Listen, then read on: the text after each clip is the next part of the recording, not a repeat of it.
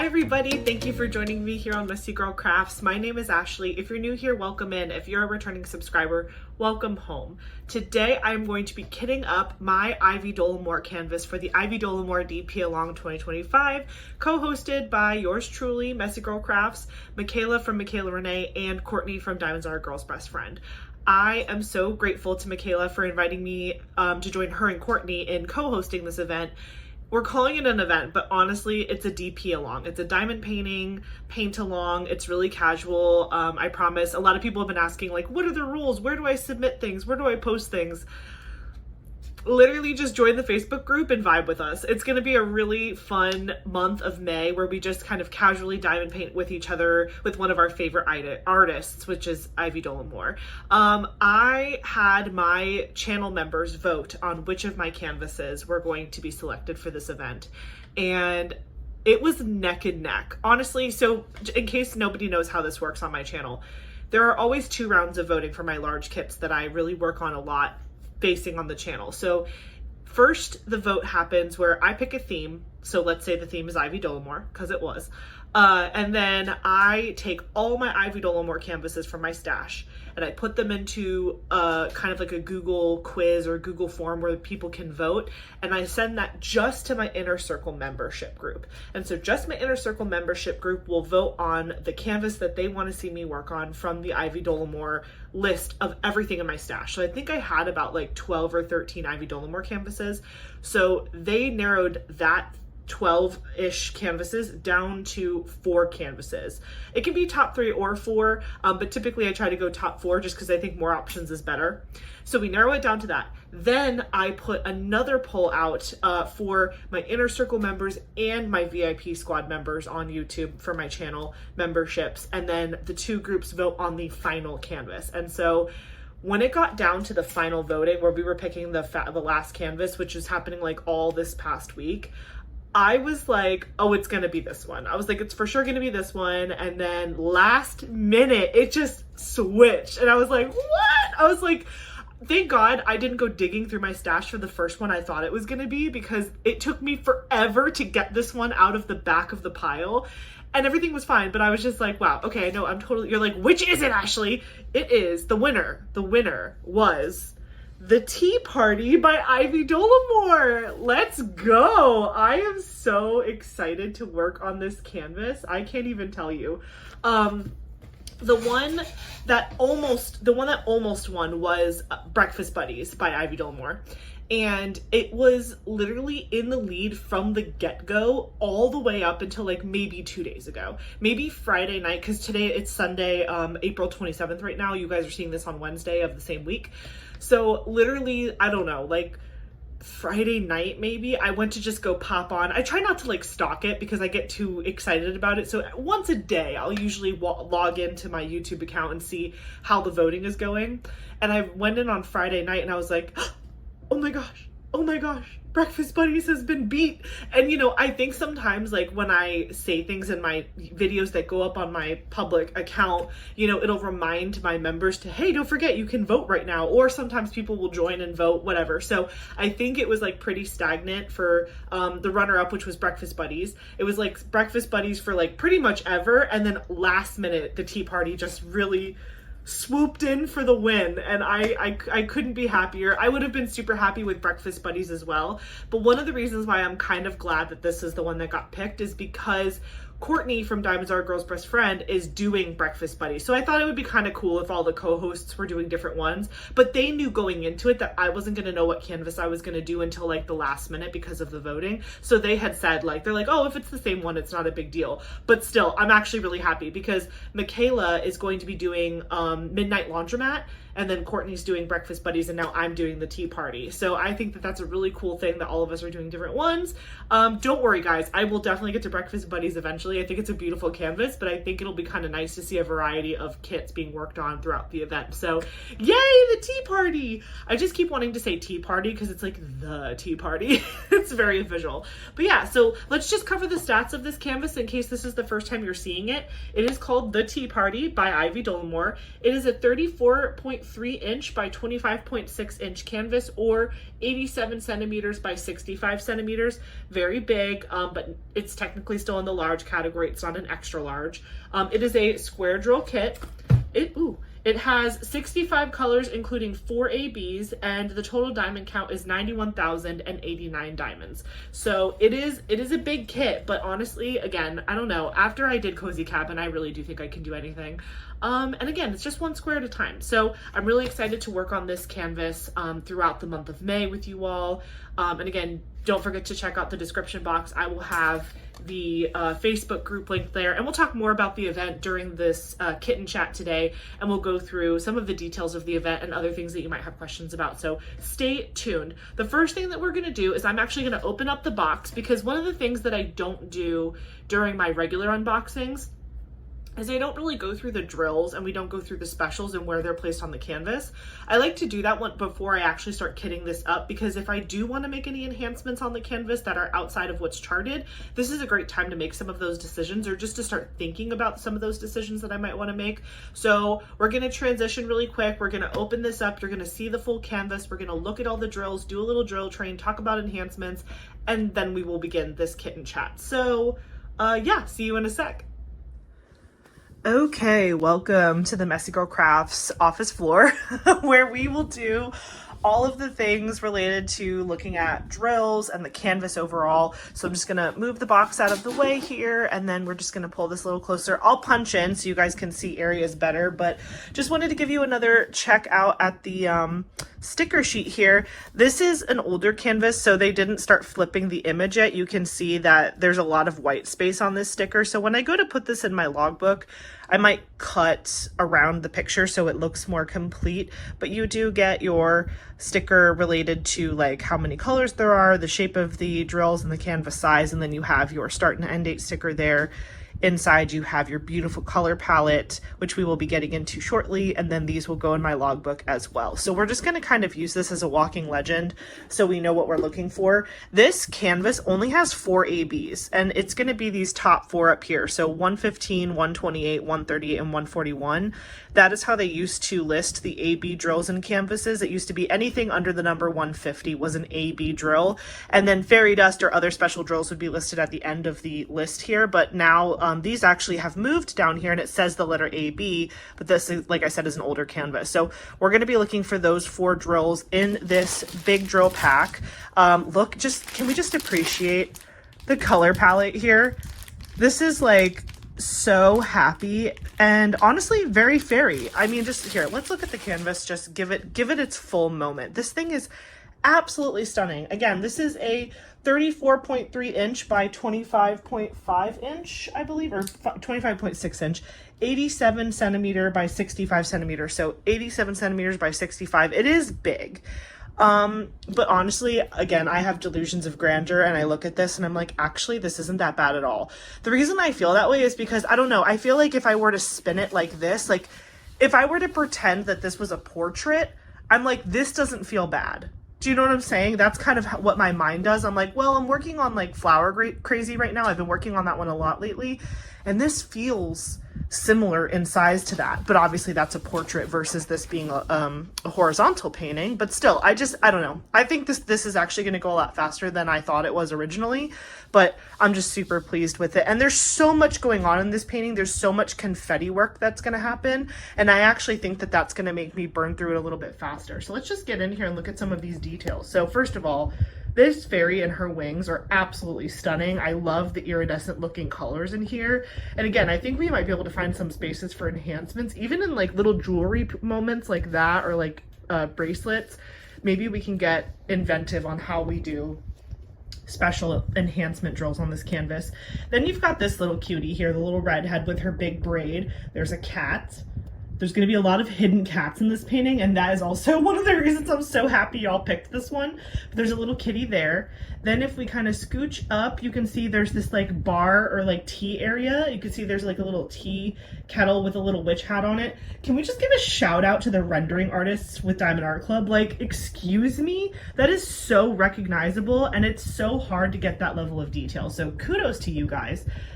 We have tons of fairy lights, which I think is appropriate. So there's tons of fairy lights throughout this painting, and again, that could have an enhancement opportunity. Flowers, there's like a little shopkeeper slash bartender, and then a fairy getting a drink, getting some tea poured for herself. Then if we keep going, you have this little cutie who is just like fully in her element, just having a good time, eating, snacking, having, you know, all the deliciousness. Just look at the table. There is like pies and cakes and tea and hot liquids. You can even see like the little napkin rolls. There are all sorts of like tea time pastries and crumpets and pinafores and cakes, everything. There's strawberries and flowers everywhere.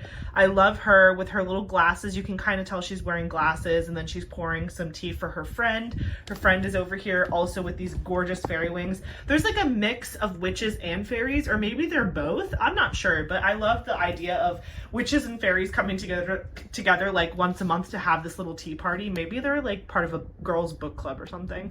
Then again, there's more string lights that go up at the top there, you can kind of see. And then these beautiful trees in the background. Please don't miss the background of this picture being phenomenal. Do you see how the forest gives you perspective and like depth to the image? I think that that's super cool, that they can like do some shadowing in the back to make it look like the forest goes a lot deeper and there's just a bunch of trees back there.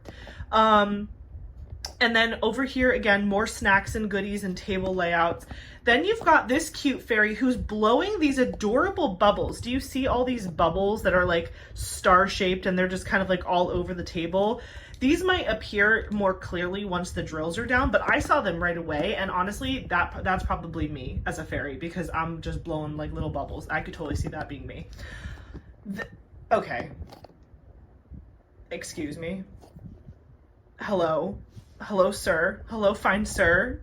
Oh, it's so cute. So yeah, then you have this witch here holding the cutest cat at the table. I don't know, that one's pretty cute too, but just look at the little face. I don't know. Let me know if you guys know if there's another cat here. I think those two might be it, but I could totally be wrong. I think those are the only two. And then just like, you know, in the corner, there's flowers. You can see the wheel of the little drink cart. And overall, what an adorable painting. So let me just back it out just a little bit so we can see more of the image. There we go. You'll get a little bit of things cut off, but I just want it to be kind of nice for while we're looking at the drills. And then we'll zoom in as necessary for these special drills. So let me open up this bag here and just grab out the specials first so we can have a conversation about where those are. I'll have to hunt them down and clip them out though, because I haven't opened, I'm just grabbing a pair of scissors. I haven't opened this drill pack yet, so it'll be probably pretty easy to identify them though, because all of the specials here are AB. So first of all, does anyone else love ruining this thing? Like, it makes me so happy when I like get a canvas and open it to work on it. I'm just like, chaos. Okay, I found our first AB really fast just by doing that. And it's this gorgeous red color. So this is, oh, it's upside down.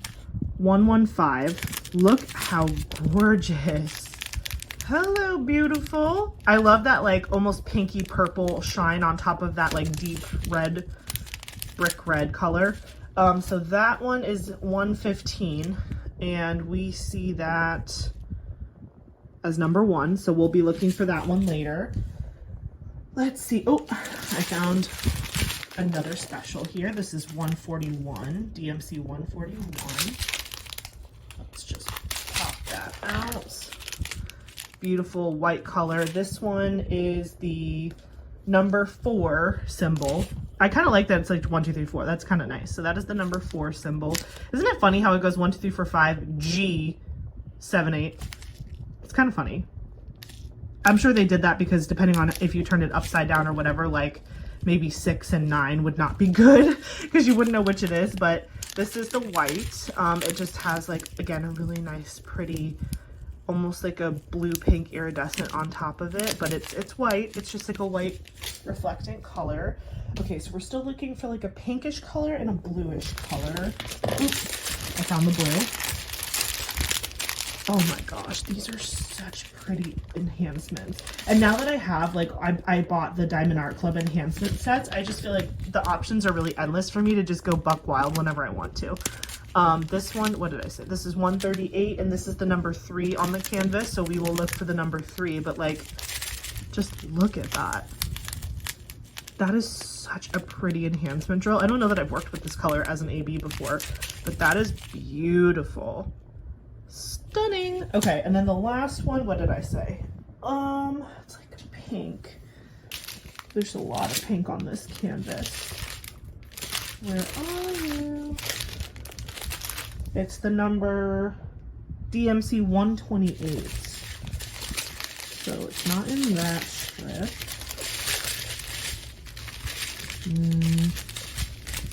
Not in this one. Are you in here? No. Oh, I found it. Ooh, that's like a really pretty, like, baby pink. Okay, let's just chop that away from its friends. Okay, this is 128. Wow. Oh, look at that. That one might be one of my favorites. That's so pretty. Dang. I love doing these unboxings like during the daytime because the sun through my window just really hits it. Do you know what I mean? That is so pretty. Okay, so let me just move these out of the way. I like to take the box insert and just dump all of these in here because before I actually go to kit up, I'm gonna separate all of these by DMC and, well, not by DMC, sorry, by like how many packets per DMC. So like, for example, some of these colors might have 2 bags, 1 bag, 4 bags, whatever. And so I like to, like, I think this one's probably the same. Yeah, like this is a 2-bagger here. I like to split them up like that because that helps me put them in the containers and know how many containers I might need for each thing. But we are gonna do a drill train, so honestly, it doesn't look cute right now because I'm gonna pull these out again to do a drill train in just a little bit, but I just wanted to get them out of the way so we could focus on the canvas a little bit and see where we're gonna find these special drills so we can do some maybe planning and thinking about enhancements. So let me just back out a little bit so we can see more of the canvas. There we go. That's good. So let's start with number 1, which is going to be 115. So again, I'm just looking for the number 1 here. It's going to be a lot in the tops of this cake here, kind of like in the strawberries. It's going to be here in this little flower bouquet on top of this cake stand. It is over here, what looks like strawberries. It's in these flowers here. It's in, where is it? I think it's up here too. Yeah, it's in all of that, like that darker red color. That's all the number 1. Let me see if I can get it nice and close for you guys. Yeah, do you see the number 1 all up there in like, I guess, rose bushes, I would imagine. And then there is more flowers above the bar area. So more number 1 is going to be up there. And that is the majority. Yeah, there's no 1s there. So I would say the majority is in some of these desserts on the table, and then a ton in like the rose bushes, like up there and over here. Anywhere else that I'm missing? No. And again, these AB bags are not like the largest, so it does kind of make sense that we're not seeing it everywhere. The number 2 is this pink color, AB 128. That's the DMC. So let's look for the number 2. Okay, I'm still seeing it in a lot of the snacks. So if we get in super close, you can see there's a lot of 2s going on in this cake here. I'm seeing a little bit in this cake over here. There's a little bit of 2 highlighting this plate around the napkin. A couple 2s over here, just like little pops. There's little pops of the number 2 everywhere. That's just kind of giving like that fairy shine. You can see there's a lot of 2 surrounding the plates. It's kind of just enhancing the glisten of all the beautiful snackies.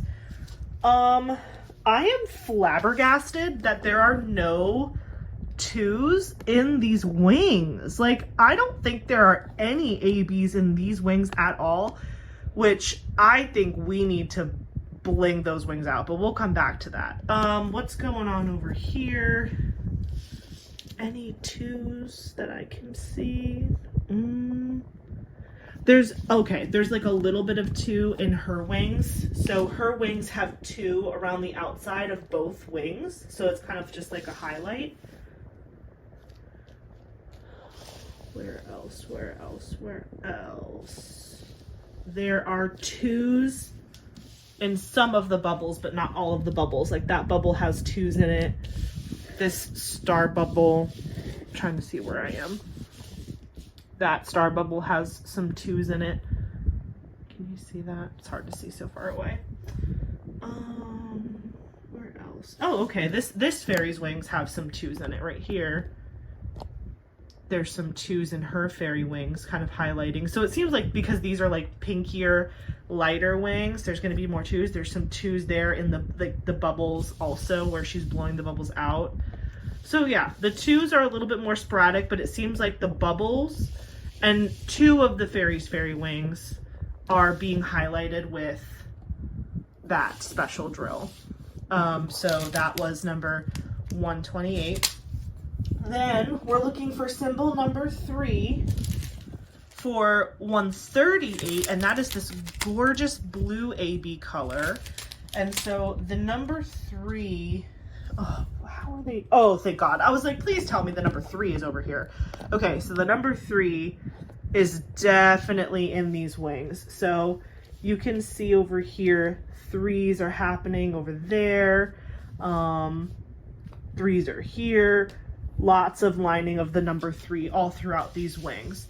So that makes me feel a little bit better. You're seeing them all over the place in these, because I was like, there's no way. I still think that these wings are very prominent in this picture, so I'm still going to want to, I think, put some fairy dust. There are no fairy dust charted in this fairy diamond painting, so I'm like, come on, y'all. We need to put some fairy dust up in these fairies.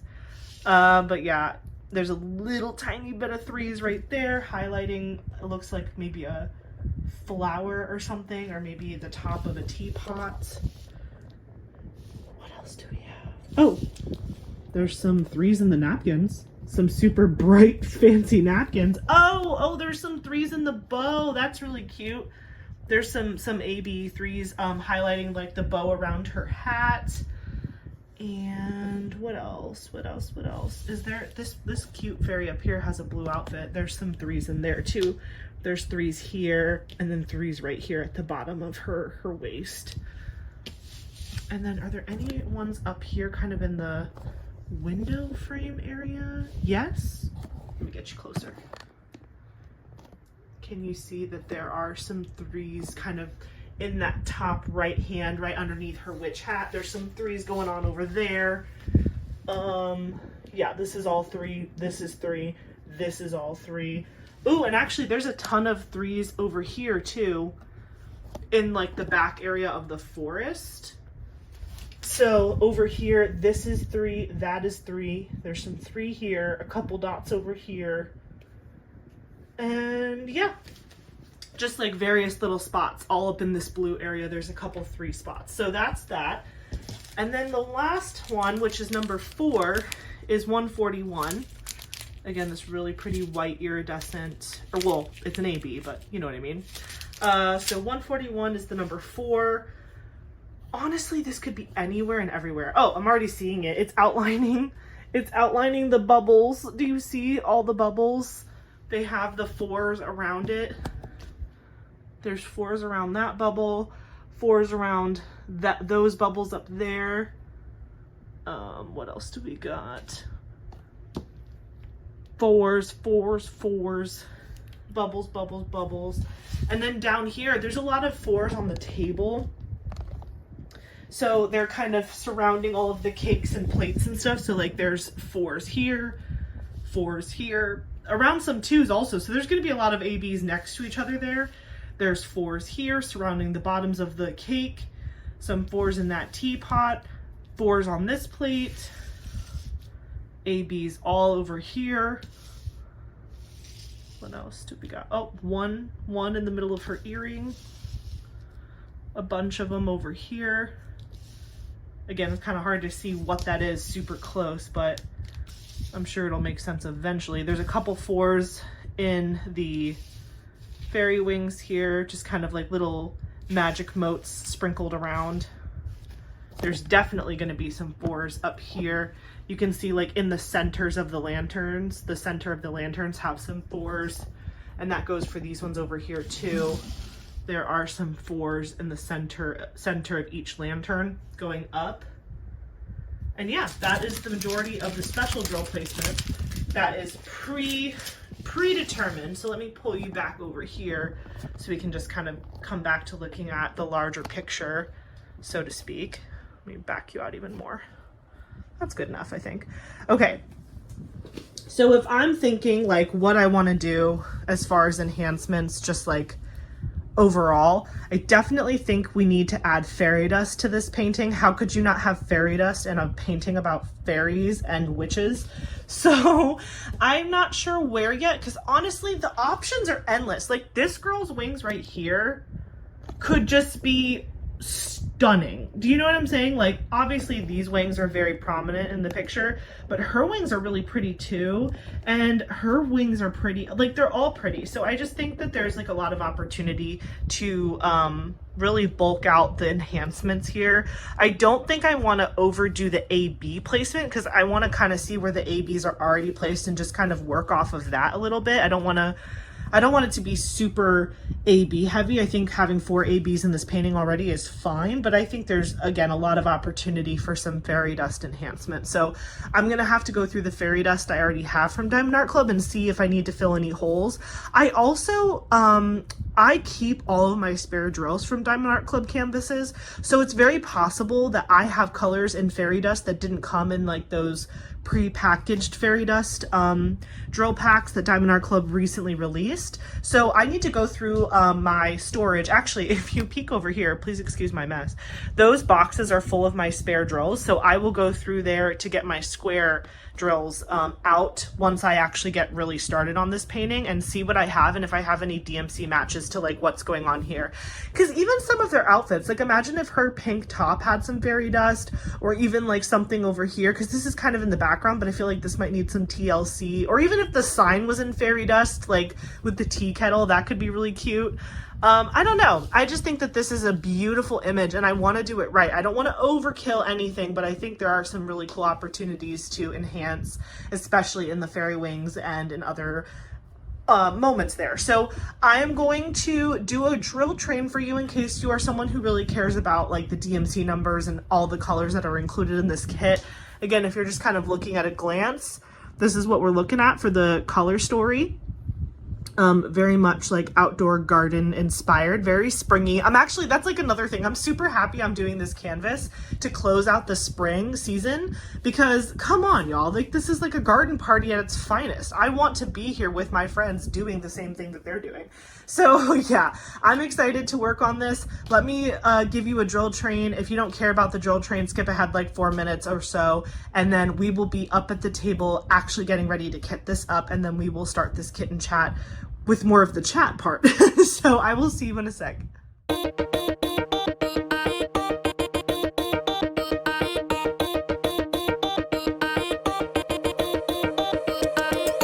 both know those moments when all your worries hit again and eat your time. So let's just pretend that it'll work out in the end and turn out fine. Yeah. Every night crashes down on you like an avalanche, opening up the deepest parts of our thoughts, and all you find is deeper shades of blue. So let's dance for hours, letting time pass like the wind. What's on your mind? But leave that behind and let loose. Show your problems out the door and let loose. Ain't no worries on the dance floor. Up your shoulders, show them what you're made of. Right here, right now, ain't no worries when you let loose.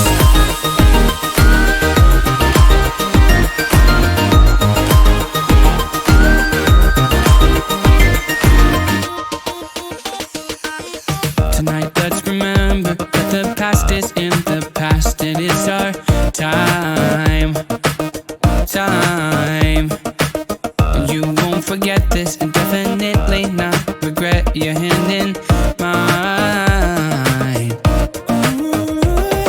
All of that mess just disappears when you look at me. Nobody else around is dragging us down, and now you know there's one thing left to do. So let's dance for hours, letting time pass like the wind. What's on your mind? Leave that behind and let loose.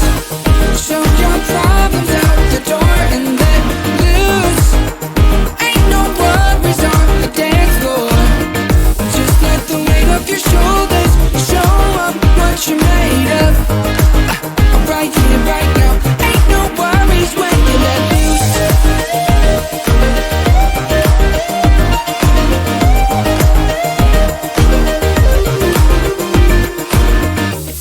It's all in the past, no looking back. Just you and me here tonight. We can't change the past, can't take it back. We can learn to let go and let loose. Show your problems out the door and let loose. Ain't no worries on the dance floor. Just let the weight of your shoulders show up what you're made of. Right here, right now. Ain't no worries when you let loose.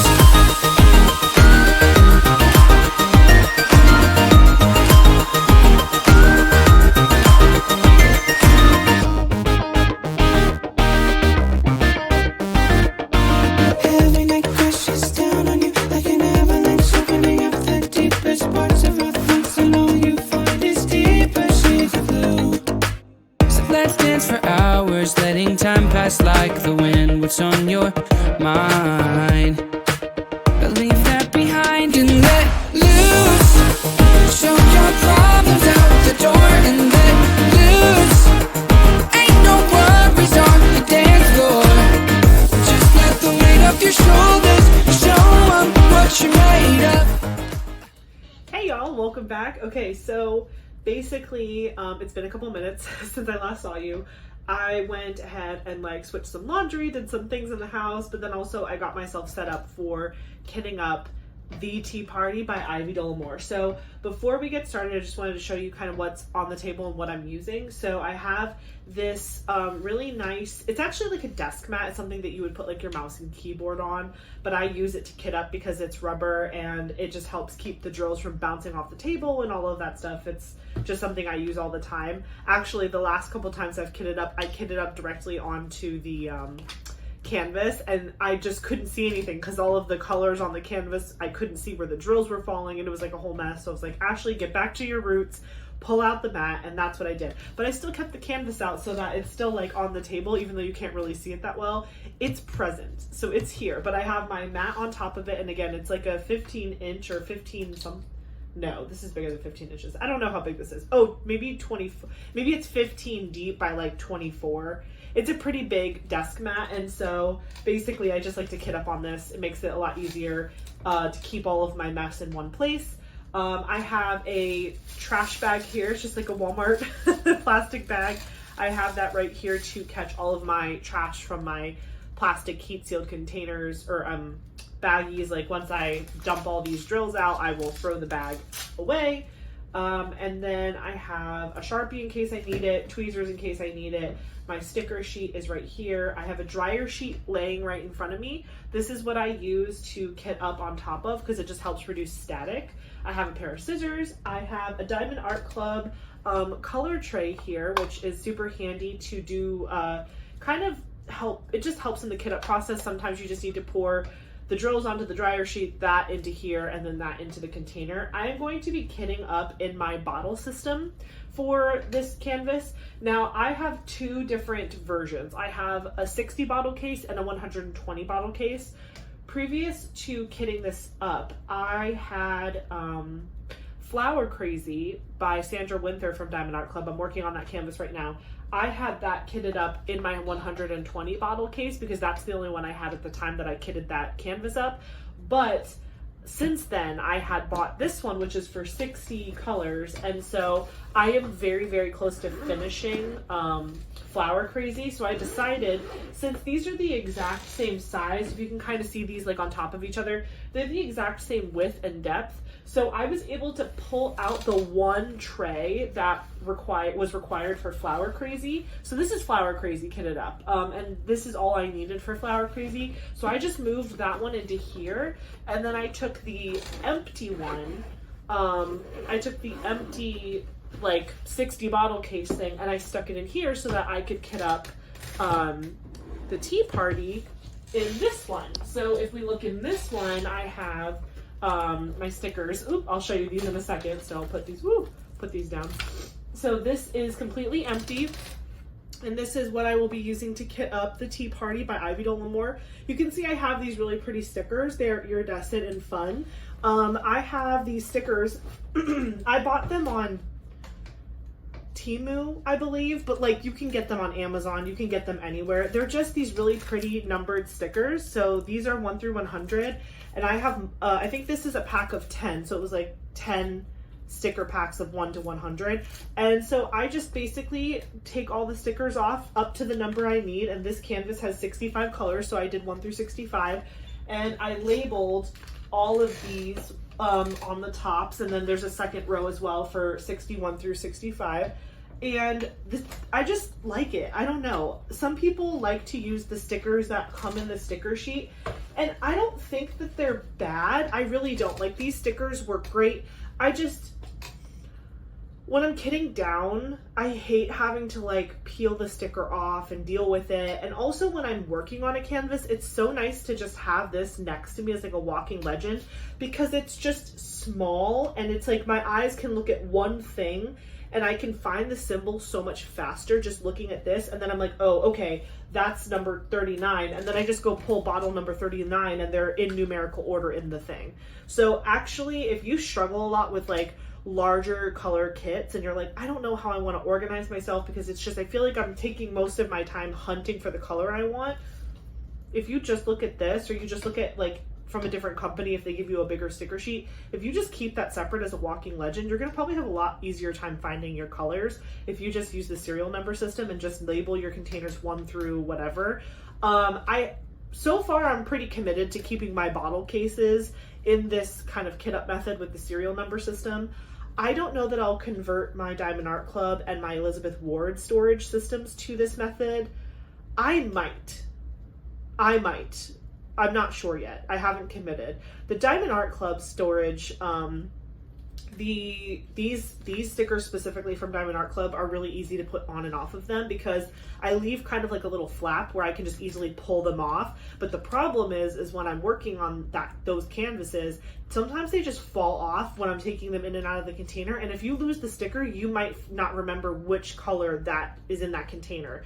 And because these stickers are sticky, but they're not so sticky that they're not removable, and that's on purpose, right? Because you want to be able to remove these stickers from your containers when you're done with the canvas, but like sometimes that causes a problem if they're just falling off and then you're like, wait, I don't know what color that is anymore, and now I'm in trouble. So with that being said, I may convert. The only thing that's still holding me back on converting my DAC and my Elizabeth Ward storage systems to the serial number is that with the containers, with the Art Dot or like whatever, there's a bunch of different brand names, but basically the bottle system or like the little jar system, they're all the same size. They're just little jars. So you don't really have to worry about like, oh, well, if I label this one number 1, I can't like, I don't want to have multiples of number 1. Because with Elizabeth Ward and Diamond Art Club, you can even kind of see back here in my back, my like back stock of the containers. There's large, small, medium, extra small. The little ones that are sideways, those are the Elizabeth, right there. These are Elizabeth Ward, and then these are all Diamond Art Club here. So you can see that they're different sizes. So that could potentially pose an issue if, it's like, okay, well, I've already labeled my small number 1, but I am a crazy person, fully, truly. And so please don't think that I haven't thought of like, well, I'll just label 1 for every size. So I'll have a number 1 small, a number 1 medium, a number 1 large, 2, 2, 2, 3, 3, 3. Because I have enough stickers to do it. I would just have to make sure I have enough of like the actual containers. But now that Diamond Art Club is actually selling their storage containers separately. The only ones that they don't do that right now with are the larges, but hopefully they'll do it eventually. But I could totally see myself like labeling like that. But I don't know. Elizabeth Ward would be easier to do it because you can purchase any size of the Elizabeth Ward system in like just the package of, like, you could get like a 10 pack of the extra smalls or whatever. And so like if I was missing a certain number of a certain size, I could just order that. If I was missing it with the Diamond Art Club storage, I would be fine for small and medium, but the larges I would struggle with because I only have as many larges as came in I have two DAC units. So I only have that many, which wouldn't be enough to go 1 through 100. Also, there are kits out there that are over 100 colors, specifically my Josephine Wall. So, you know, that's the other thing too, is like if I were to do that, there might be circumstances where I need to get more storage, which I'm really trying to avoid. But then again, maybe in those circumstances, if I'm doing like a kit that's over 100 colors, I stick to my bottle case system, because between this one and that one, I have 180 bottles. I have 120 over here and 60 over there. So I could easily pick up maybe another 60 case, and then I would have plenty of room. Or I know, the actual company Art Dot, they sell like, this is 120, but they sell like, I think like a 200 and something. They sell a 400 and something, but it's so rare that I'm going to do kits over 100 colors. I mean, don't get me wrong. I love the idea of doing like big color count kits, but that's not the majority of canvases that I'm going to be working on. So I struggle. I'm almost like in those circumstances where it's like a one-off, maybe I just make my own little circle stickers for 101 through 200, and then those ones I peel off when it's over, but I leave the originals. So we're not there yet. Those are like future ideas and thoughts, but I just wanted to share with you my methodologies of how I kind of do all of this stuff. But I really do love using the serial number system to kit up, because I never have to take these stickers off the containers. They just live there all the time. So, and they have these little nets in the back.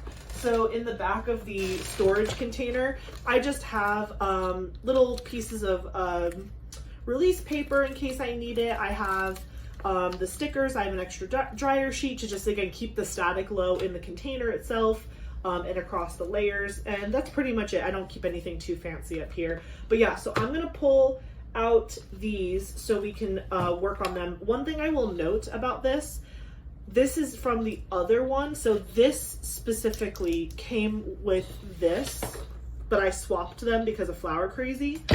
These are not as good quality of bottles. You can kind of see the backs of them. They have like those little ridges. I don't know. Yeah, there you go. You can kind of see the ridges. Whereas the ones that I had originally for this big one, they just feel a little bit more sturdy.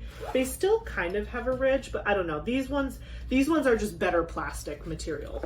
That's really all I can say, is these ones feel a little bit more of a thicker plastic and more durable, if you will. But again, they live in foam all their life. Like, it's not like I'm throwing these against the wall, so I'm really not too concerned, but it is what it is. Okay, so I'm gonna move this over. This has extras, so I'm actually gonna pull this out too, gently.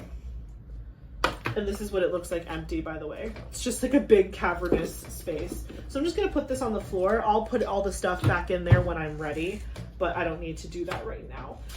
This has all of my individual colors. So I went ahead and I cut up all of the colors based on their DMC. So if it's only one DMC color, I did that.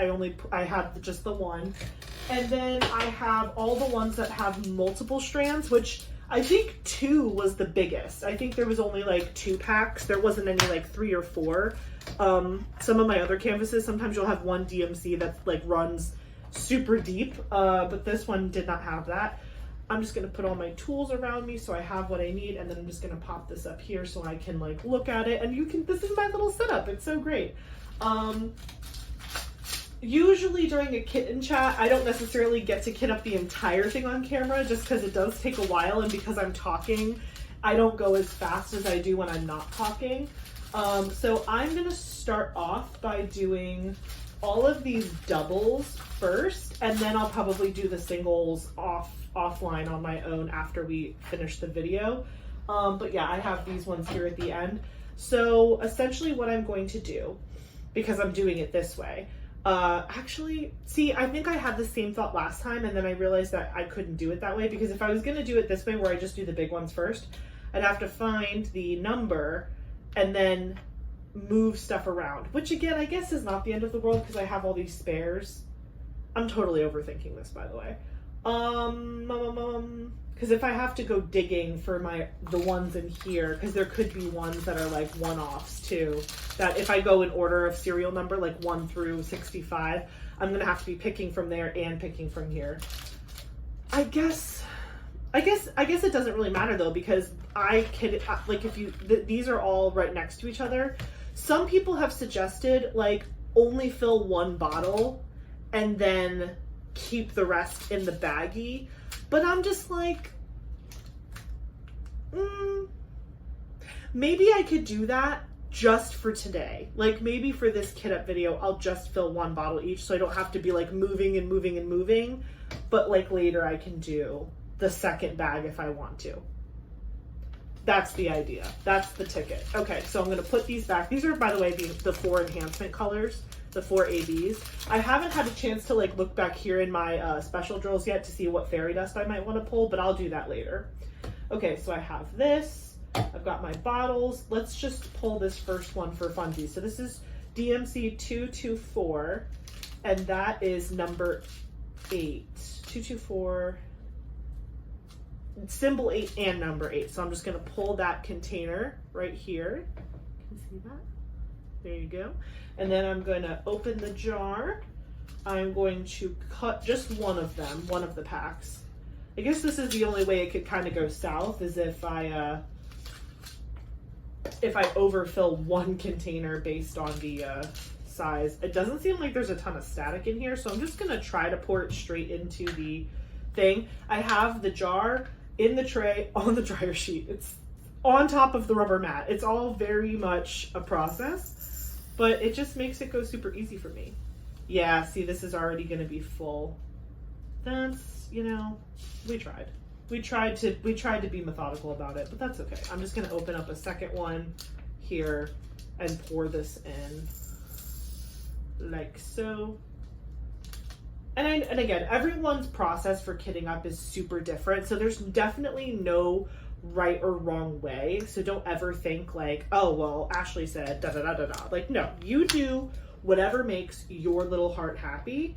I don't know. I just like this method. I like to have all of my drills in their containers, because that's the other thing too, is like I'm a menace and I will lose these little packages.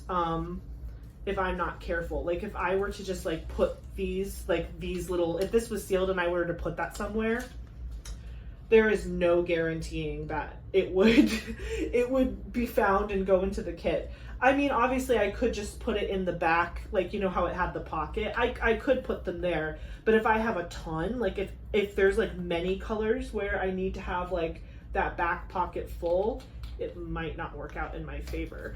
So those are both number 8, and then I need to do one more for number 8 here. Just the leftovers of this one. And honestly, once I start working on the canvas, this stuff kind of,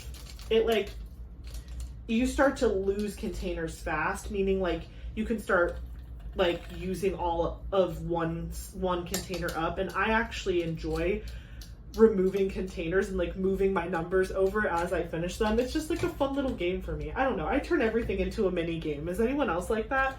Everything turns into a mini game. So here you can see that the number 8 actually took up 3. And this is what I do. So I have the number 8 here with the sticker.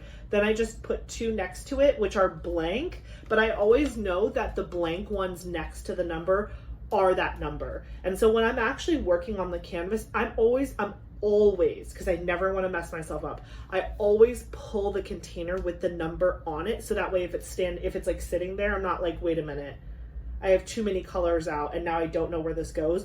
I only pull out the one that has the number on it. And then if I need to refill this, I will pour from these into here, and then eventually these 2 will be eliminated and I'll only have the number 1 left. So even in this method, you can still have, like, let's say you're someone who's like, I like to have 15 trays out in front of me and I like to dump all my drills, and that way if I'm working on confetti areas, I can be pulling from different trays. You can still do that with this method, just only pull the container with the number on it, because if you pull one of these, if it's too close to another color, you might get yourself confused.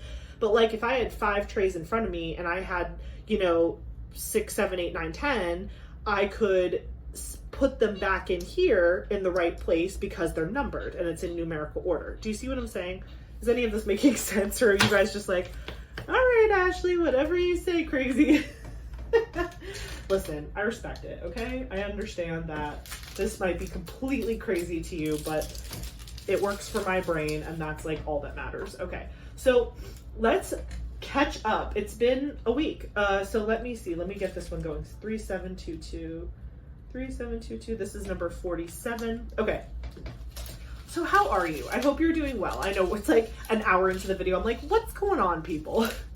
What happened this week? This was a good week. Both personally and work-wise, just like, again, lots of positivity at work. The new girl is doing so well. I think when I chatted with you guys last, she had her first day. And so now it's been her first full week. And I told you guys like, oh, her first day went really well, but I was nervous that like, what if like it was just her first day and then things fell off the rails later on? No, it stayed good. She was so good. I've been doing a lot of training with her, and she's been like picking up everything we've been talking about. And like, what day was it? Thursday, because I had Friday off. Thursday was like a big training day. So all week we had been talking about like, these are the like software that you need to get access to, and like these are the tools you use to process applications, and this is how you like basically all of the wraparound things that you need to like do your job in processing applications. But then on Thursday for 4 hours she just observed me processing applications from start to finish, like boom, boom, boom, over and over again. And again, I was a little gun shy because the last person that we tried to hire for this position, like could not grasp the simplest tasks. And I thought it was me. Like she really had me feeling like bad, like I was like a bad trainer or whatever. Like clearly I'm the problem. I mean, maybe I was, but this girl is just getting it. She is like on the ball. On Thursday, after we had done it for like a couple hours, I had, I'm constantly doing temperature checks. Like, how are we doing? Is there anything that you think you want to see again? Do you think I need to slow down? I am like truly like, tell me what you need. I want this to work out. And she's like, no, I think I'm really getting it. She's like, actually, if you don't mind, like, I'd like to take a stab at it. And I'm like, what? Like, it's day 5 for you?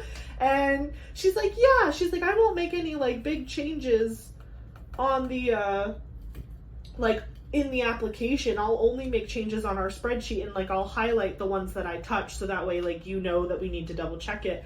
And I was like, if you're sure, like, okay, whatever. So like, yeah, literally she is practicing now on her own. We're still obviously in training, so we're still going to do a lot of like double checking and whatever and all that. But I'm just like, it's just such a night and day experience from what I had like a couple months ago. And I'm just so grateful that it's like working out, because I was genuinely concerned. Like I was just like, I can't keep doing this job and my job efficiently and really well, because I have certain expectations that I need to be meeting, and I'm not meeting them to the fullest potential that I know I can. And again, everyone else is like, you're doing a good job, this, that, and the other, but I am my worst critic, and that is just always going to be true till the day I die. And so like, because of that, I know that for the last like, I don't know, 6-7 months, I have not been operating at my best, fullest capacity and potential, because I know that like I'm doing more than what I should be doing. 3, 7, 7, 8, 5. Okay, sorry. I was just like, wait, I have to pause so my brain can catch up to my body. But yeah, so I'm just in that zone right now of like, let's get her feeling good. She's clearly picking stuff up. And I told her, I was like, sometimes like in the moment you might feel like you understand something, but then when you're alone and you're trying to do something when you're alone, you might completely forget everything, and that's okay. Also, one of the biggest challenges with like admissions work is it's cyclical. So like right now I'm training her on one program and we're working on that program pretty intensely. When that program closes, I'm going to then have to do the same thing with her for another program that opens later in the year. But then next year, this time, she'll have to do this program again, but she won't have touched it in a while. So it's like, sometimes it's hard to get back in the groove when the programs aren't like all the time. Some of them are, but some of them aren't. So anyway, long story short, sorry, sometimes you guys are like, I love it when you talk about work and stuff, and then I'm sure other people are just like, okay, stop, that's enough shop. You know? But yeah, work is going really well. I'm really pleased with the person we selected. I think they were the definite like best pick for the role, and the team seems to be very excited too about her, and it all feels very positive. So very happy about that. What else was I going to tell you? Anything about work? Oh, this is like sort of diamond painting related, but not really. There has been a stall on their progress. It's because we've been so busy.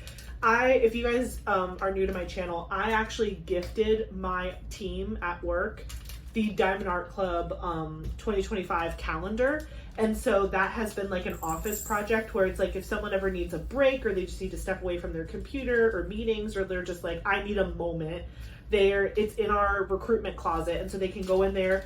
I've already kitted up through May. So actually I have all of the little packs right in front of me here. Whenever I'm just like doing something or watching a video, I just casually kit up the calendar for them. But I have it kitted up through May. They finished January and they're still working on February. We're not using the calendar for any real reason. I mean, I feel bad because we probably could have, but it's just like, whatever. It is what it is. It's just for fun. So, they were working on it and then they kind of stopped. So my plan is probably like maybe in August, because that's like month 8. So yeah, maybe in like August, I'll see how far they've gotten. And then if they haven't gotten like to a certain point, maybe I'll just go in and like maybe finish up to August. And then that way they can do like the fun months of the end of, like fun, they're all fun to me, but you know, maybe they're like waiting for it to be October because they want to do the cute ghost one or like whatever. And I told them they could go out of order, but you know, God forbid. So we'll see. Okay, this one's a little staticky. I'm gonna put this on the dryer sheet here so that it can declingify a little bit. I actually have a tool for this. I have this little makeup brush, and I use this to kind of just slide stuff off when it gets staticky like that, and it works really, really well. So if you have a makeup brush, it can also be used as a diamond painting tool. So I'll just keep that there with me in case I need it again. But yeah, so work is going really well. Actually, it's so funny. She starts and like, I always love it when people don't work in like a similar job or like a similar, I don't know, environment as where I work, because sometimes I'm like, you guys, like, they probably think it's like Disneyland because we're admissions, but we work within, you know, an office of student affairs. So it's like pizza parties, and we're going like our annual program review, or like our big celebration at the end of the year this year for spring, we're going to Busch Gardens. Like people must be like, did I just hit the lottery in jobs? And I'm like, yeah, you kind of did. I love my job. It's very stressful, and there are days where I don't love it as much, but I do love my job, and honestly I love the people I work with, and that matters more. So that's that on that. But yeah, work is going really good. Oh my gosh. I was just gonna mention something funny that happened at work. I have my notes next to me because if I don't write it down, I will not remember to tell you guys. Something funny happened with her on her, it was her third day. It was like her third day. So she started on a Friday. Hold on, this is 353. Number 15. Okay. It was her third day. Her first day was a Friday. Then she came Monday and Tuesday. And right now I'm having her follow my schedule on campus. So she goes on campus with me Mondays and Tuesdays. So I had messaged my boss and I was like, hey, this is when she's starting. It doesn't look like you're going to be on campus again until Tuesday. Do you want us to swing by in the morning and like come hang out and say hi and you can meet her or whatever? He's like, yeah, absolutely. So Tuesday morning we go over there. And, you know, he was like, oh yeah, we'll get coffee or whatever. And I'm like, sounds great. Like, sounds wonderful. We get there. Ooh, I just had a drill fly away at me. Yeah, that's gone forever. That's fine. So he was like, yeah, come over and get coffee. I was like, great. We go. He's like, okay. He walks over to the coffee maker and just like makes a pot of black coffee.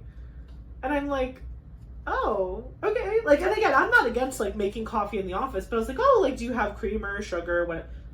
No, he invited us over for black coffee. I was like, okay. And I'm not saying it's bad to have black coffee. Lots of people drink their coffee black, but normally you tell somebody that, like, you're like, hey, we don't have like, whatever, bring your own, whatever. It was just so funny because her and I were like skipping over, like, la la la la la, like we're having a good morning. And he's just like walks over to the coffee maker and just pours a cup of like black Joe. And I'm like, okay, all right, that's okay.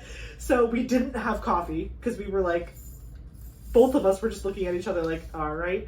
And it's funny because she doesn't know me yet super well. I mean, granted, she spent a week with me, so she already knows that I'm like, I mean, you guys, my personality doesn't hide. So she like, I think for the most part, she feels pretty comfortable being like normal with me, which I told her from the beginning. I was like, please do not feel like this, like, yes, I'm your supervisor and I'm your boss. But like, I view us as equals as humans. Like, we are people. I just know more about this job than you do. Like, I'm here to teach you how to do this job, and I'm here to organize the work, and I'm here to remove barriers from your plate so you can do your job better. Like, I'm here to help you more than you're here to help me, honestly, like, because you do the hard work of like doing all the processing. So I had that conversation with everyone on my team pretty early. It's like, yes, I'm in charge of you, but not, I don't know, maybe that's the millennial in me. I'm a millennial boss. I don't know what to tell you. I don't like the idea of that like power dynamic where it's like, blah, blah, blah, like you must blah, blah, blah. I do want to be respected, and like I don't want people to like walk all over me, but I think there's a fine balance. I feel like people respect you more if you treat them like people and not like they're beneath you. Do you know what I mean? Like, I've always respected my bosses more when they consulted me on things and like included me in conversations versus just being like, hey, this is what's happening and like you don't have a say and I'm not going to tell you why they decided that. And I'm like, all right, cool. So anyway, so black coffee, we have that happened. But then, so we sat down with him while he drank his black coffee, and we were just like talking. He was getting to know her, asking questions, like normal, whatever. He's a really nice guy. He's like a really, really nice guy. But he's got massive golden retriever energy, and he has a lot of ideas. He's a guy that has a ton of ideas, and he just spits those ideas out. And like, I can't say for sure, but it doesn't feel sometimes like he thinks about like the impact on other people's workload or what happens. Like we don't always have to execute on every idea we have. It's sometimes good to just like brainstorm ideas and then like let those simmer and then come back and see if any of them have developed into something more. But he's just that kind of guy where he's just like, oh, and then you're going to go here, we're going to do this, and then what about this? And then, oh, we should make a campaign for that. And you're just like, holy cow, I have 8 hours in my day. Well, I have 10, but do you know what I mean? So this girl's third day, we're sitting there with him having coffee. This is my boss. Okay, so I'm her boss. This is my boss talking to her. 3808. 54. Okay. So I'm thinking like, I don't know. I don't even know what I'm thinking. I'm not thinking, honestly. That was my mistake. It's like, I wasn't thinking. So I bring her, we're talking, he's drinking his black coffee. They're getting to know each other. And then one of our academic advisors walks over to ask, I think he had like a question or maybe we were all talking about something and he happened to be sitting close by. And so my boss calls him over, and he works for like, he has like a joint position where he works as an academic advisor, but he also helps with housing, and we have like special living learning communities within our housing unit for our nursing students. And so he also manages like those students that are part of our nursing community in the housing department. So he like comes over and he was like, oh yeah, like we have an event on Monday. We're excited. We're going to be meeting with the students and passing out like these like lunch boxes as like a gift to them. And they were just like talking. And then my boss is like, have you ever, like, to my new girl, like, have you ever been there? Meanwhile, it's her third day. You should go with him. You should go and see the LLC and whatever at 8:00 in the morning on Monday with him. And I'm just she's looking at me. I'm looking at him. He's looking at her. I'm like, did you? Okay. And then again, this is Tuesday of this past week. On Friday, we had a nursing orientation. And again, orientation is usually run by the advising team. At that point, they're already admitted. They're about to enroll in classes. Like, admissions doesn't have too much to do with orientation at all. If they ever asked us for help, like if they needed like all hands on deck or something, like we could be there to help like facilitate orientation. But usually we're not like part of the agenda, so to speak. My recruiters will go and they will just mention like, hey, if you have questions about grad school or if you're interested in joining like our student group for admissions, and like students can help us in the recruitment process. And so we kind of have a club for that. So like they kind of give like a soft pitch on that, but that's it. And my boss was like, oh, you should also go to orientation on Friday. Da, da, da, da, da. And meanwhile, Friday, I'm not in the office. Like, that's like my day off. And I'm just like, stop making her come to stuff. It's like her third day. You're going to scare her away. He means well. But it was just really funny because I was just the whole time, I was just like, she is going to be like, what is this? Because I just spent like 3 days telling her like, your schedule's gonna match my schedule and we're gonna do this and it's gonna be blah blah blah and I'm gonna be with you like all the time in the beginning because I want you to feel comfortable. And then he's just like sending her all over the place when she doesn't even know where all these places are. Like, you know, thank God one of my team members was going to orientation, so I was like, okay, you can find her, be with her. And then for the LLC thing, I am on campus that day, so it was just like, you know, I'll be around. It was just really funny. It was just really funny. And then I'm like, okay, well, we have training, so we have to go. And she's like, okay, bye. Like, again, he's like completely not even thinking like that was weird. That was like a weird interaction at all. Her and I start walking back to our office and I was just like, I'm so sorry. She was like, it's okay. She's like, no, I think it would be really good. You know, poly positive, which I'm so, I'm so thankful that was her reaction and not like rolling her eyes. Cause again, he is my boss. Like we do have to like do things. Like, you know what I'm saying? I don't know that I would have like on her third day been like sending her all over creation by herself, but it was just really funny. And then after I was like, I'm so sorry. And she's like, no, it's okay. It'll be good. It'll be good to see all those things and whatever. But I'm thinking to myself, like, you'll never have to know those things as part of your role. But hey, more information is good. So I'm not like against people seeing those things and going outside of their roles to learn, because I do think it makes you a more well-rounded like employee when you know things outside of your scope a little bit. Because sometimes we'll just have students randomly walking into our office and asking questions, even though that's not your job to know. It is nice when like they put in the effort to know some extra stuff. But it was just so funny. And then after oh my gosh, these are too full, but like this is not enough for me to open a whole nother bottle. And so I'm really forcing this issue right here.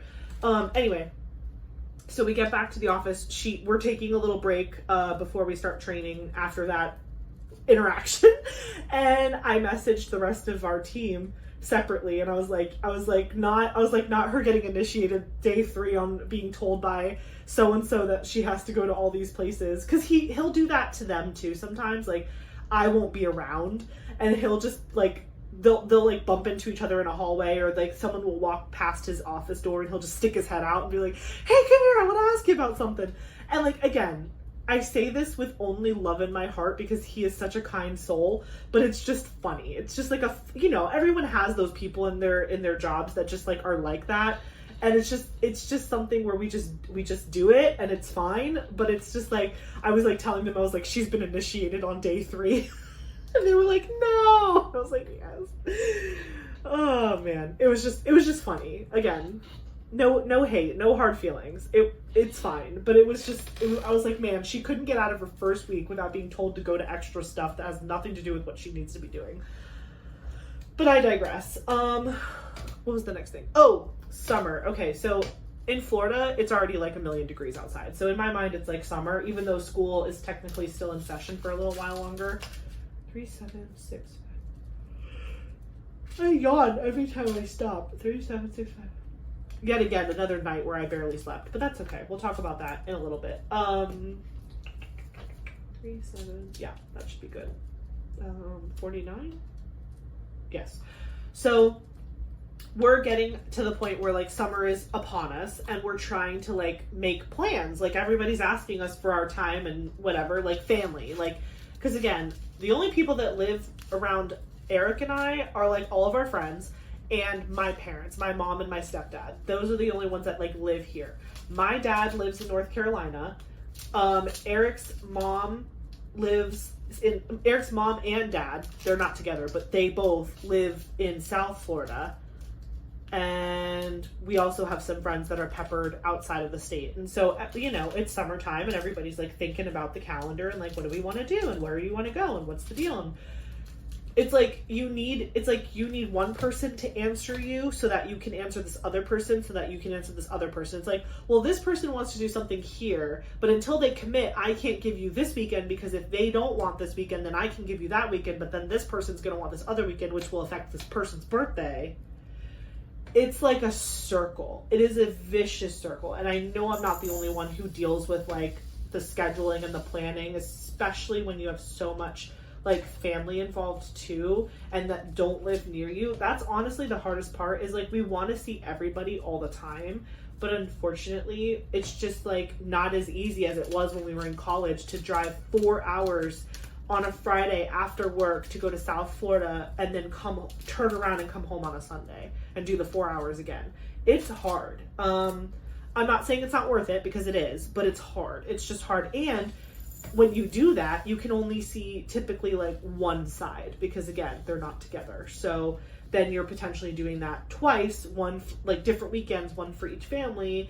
And it becomes a lot. And again, I'm not saying it's not worth it. I'm just saying it's a lot. And so we would prefer to see people for longer periods of time. That way it's like more of a meaningful visit, right? Like it's not just like a 24-hour turnaround. It's like, no, we're coming to stay for a couple of days or whatever. But then the problem with that is Eric's job, he does not get good time off. His time off is terrible. So he has a good job. It's just that I think he like gets like a certain number of hours per paycheck, but it essentially equates to like 1 day a month and it's accrued. So it's not like here are your 12 days off for the year, spend them however you want. It's every month you get another day, and so you have to earn the day to spend the day. And that becomes really challenging when on top of everyone just wanting to see you like on the regular, you also have all of these people like they're like, oh, like we want to plan family vacations, which again is also something that's super fun, and we're blessed that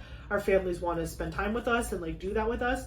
But then you have your friends and then you have work, and it's just a lot. It's just a lot. It's a lot to manage and balance. I can't even like imagine.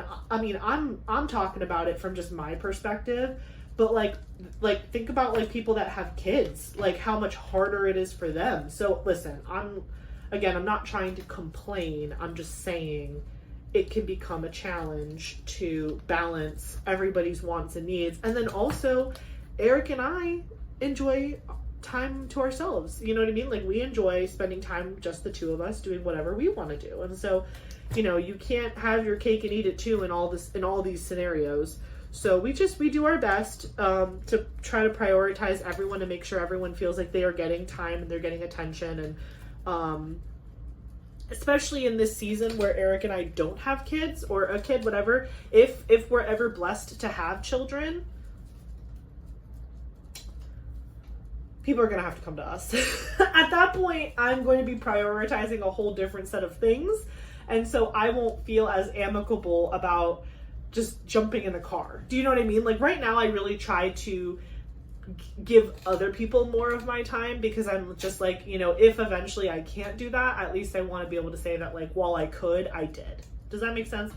So gearing up for the summer, we just are trying to figure out plans with everybody, and there's just a lot of important things happening very close together, and so we don't want anyone to feel kind of like left out in that. So just to give you a summation of some of the things that are coming up. So Eric's stepmom, Michelle, she's having a surgery like in the beginning of May. So that's happening, and obviously she's going to have to recover from that. And so we want to see her and his dad and all of them, but we've got to wait until seeing what happens with the surgery.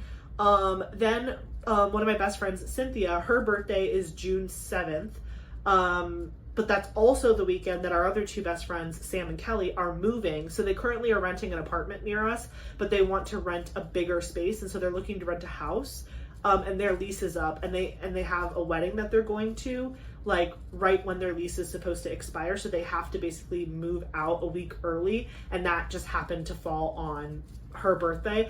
Also, so like the moving weekend is also Cynthia's birthday weekend, is also Eric and I's 13 years anniversary together weekend. And most people might hear that and think, Ashley, you're married. Why do you care about the weekend that you started dating each other? Like, why does that matter?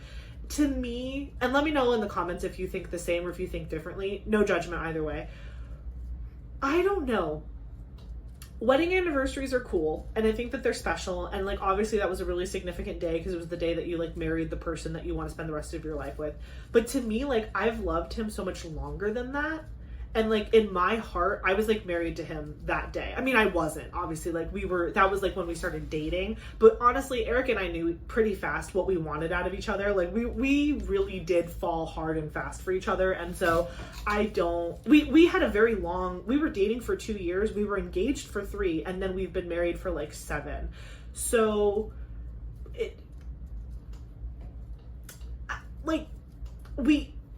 we were very committed very early, but we also didn't rush. Do you know what I'm saying? Like we knew what we wanted, but we also weren't like trying to like get there as fast as possible. We were okay with things taking the time it needed to take for everything else, like, you know, the finances and where we were in our lives and like getting out of school. And so like we didn't rush it, but we knew what our feelings were very early. And so I always feel like our dating anniversary is more special to me because like that's like when our journey together started. So I personally kind of like to celebrate that anniversary more than I like to celebrate our wedding anniversary, because again, what are we're celebrating a party day. Like we're celebrating the day that we had a big party to celebrate our love, which already existed. We're celebrating the day that we signed a document to the government to let them know that we were connected forever. It feels weird. Let me know if I'm the weird one or if you think the same as me. I just find more romantic value in our dating anniversary, because that to me signifies the start of our journey together as a couple and all of those things. So, but ironically, I wasn't super close with Cynthia when Eric and I started dating. Like I knew who she was and like we were acquaintances, but we actually didn't start getting close, like super close as friends, until after that. So actually her wedding to Tyler was about, let's see, June, July, August, September, October, 5 months later. So Eric and I started dating on June 7th of 2012. 5 months later in October, I think October 13th is their wedding anniversary. Like Cynthia and I, throughout those 5 months, we got closer, and then she had some space open at her wedding, and she invited me to her wedding and let me have a +1. So Eric was my +1, and like that's how he got kind of folded into the friend group. But we had no idea at the time that we got together that was her birthday. Like we weren't friends with her enough to like care about when her birthday was. And then like the following year, it was like her birthday coming up, and I was like, oh dang, that's the same day. And it was just really funny. It was just like it was like a funny thing that we realized after the fact. And yeah, and then this year on top of that, we also have our friends that are trying to move into a rental house and like do all these things. So it's just like really busy. And then on top of that, then there's like Father's Day weekend coming up, and then Eric's stepdad Peter's birthday is coming up, and my mom's 60th birthday. Yes, we're going to Alaska. That's like that's like her big birthday trip and everything. But I'm not gonna not do something for her birthday. And so her birthday is July 9th, but Eric's dad, whose name is also Eric, we call him Eric Sr. Well, we call him Viejo, which means old man in Spanish, but Eric Sr. for sake of the story. So Eric Sr., his birthday is July 8th. So July 8th is my father-in-law. July 9th is my mother. She is turning 60. My stepdad is June 29th. Then there's the 4th of July. Also, my father just turned 59 on April 25th. So that was just like this past Friday. And then we have so Sam and Kelly are moving, right? Sam's birthday is the same day as my mother's. July 9. I can't make this up. So it's just like, again, I'm not complaining. I'm blessed to have all these fun, wonderful things happening in my life, but they're all happening at the same time. And it's very stressful because I don't want to not do any of them. Do you know what I mean? Like, I don't want to not do or celebrate or be there for any of it. So it's just organizing. It's getting everyone to pick a time, like, okay, you are going to celebrate this thing on this day, or you're going to need us to help you this on this day for this thing. We're going to do that. And like, okay, we can't change that now because we have other people that are circling the timeline, and we want to make sure that everyone settles on their thing. You would think that, I mean, I'm 33 years old. You would think that I've done this enough times where like everyone just knows what their designated days are. No, it changes every year because there's life factors, right? Like we didn't know last year that like his stepmom was going to have a surgery. We didn't know that like this, that, or the other. So, or like that our friends were going to be moving, let alone this time last year, our friends Sam and Kelly were just barely getting settled, moving here from Colorado. Like they had just gotten here. Sam had already been here for like a couple weeks. I think he came like right before Easter weekend, and then his wife Kelly drove down with her mom all the way from Colorado in like a van and a car, and they were getting here like about now. So it's just like time, you just can't predict the future, and you can't change the past. So it is what it is. But yeah, it's just been, that's the season I'm in right now, is just trying to nail down plans.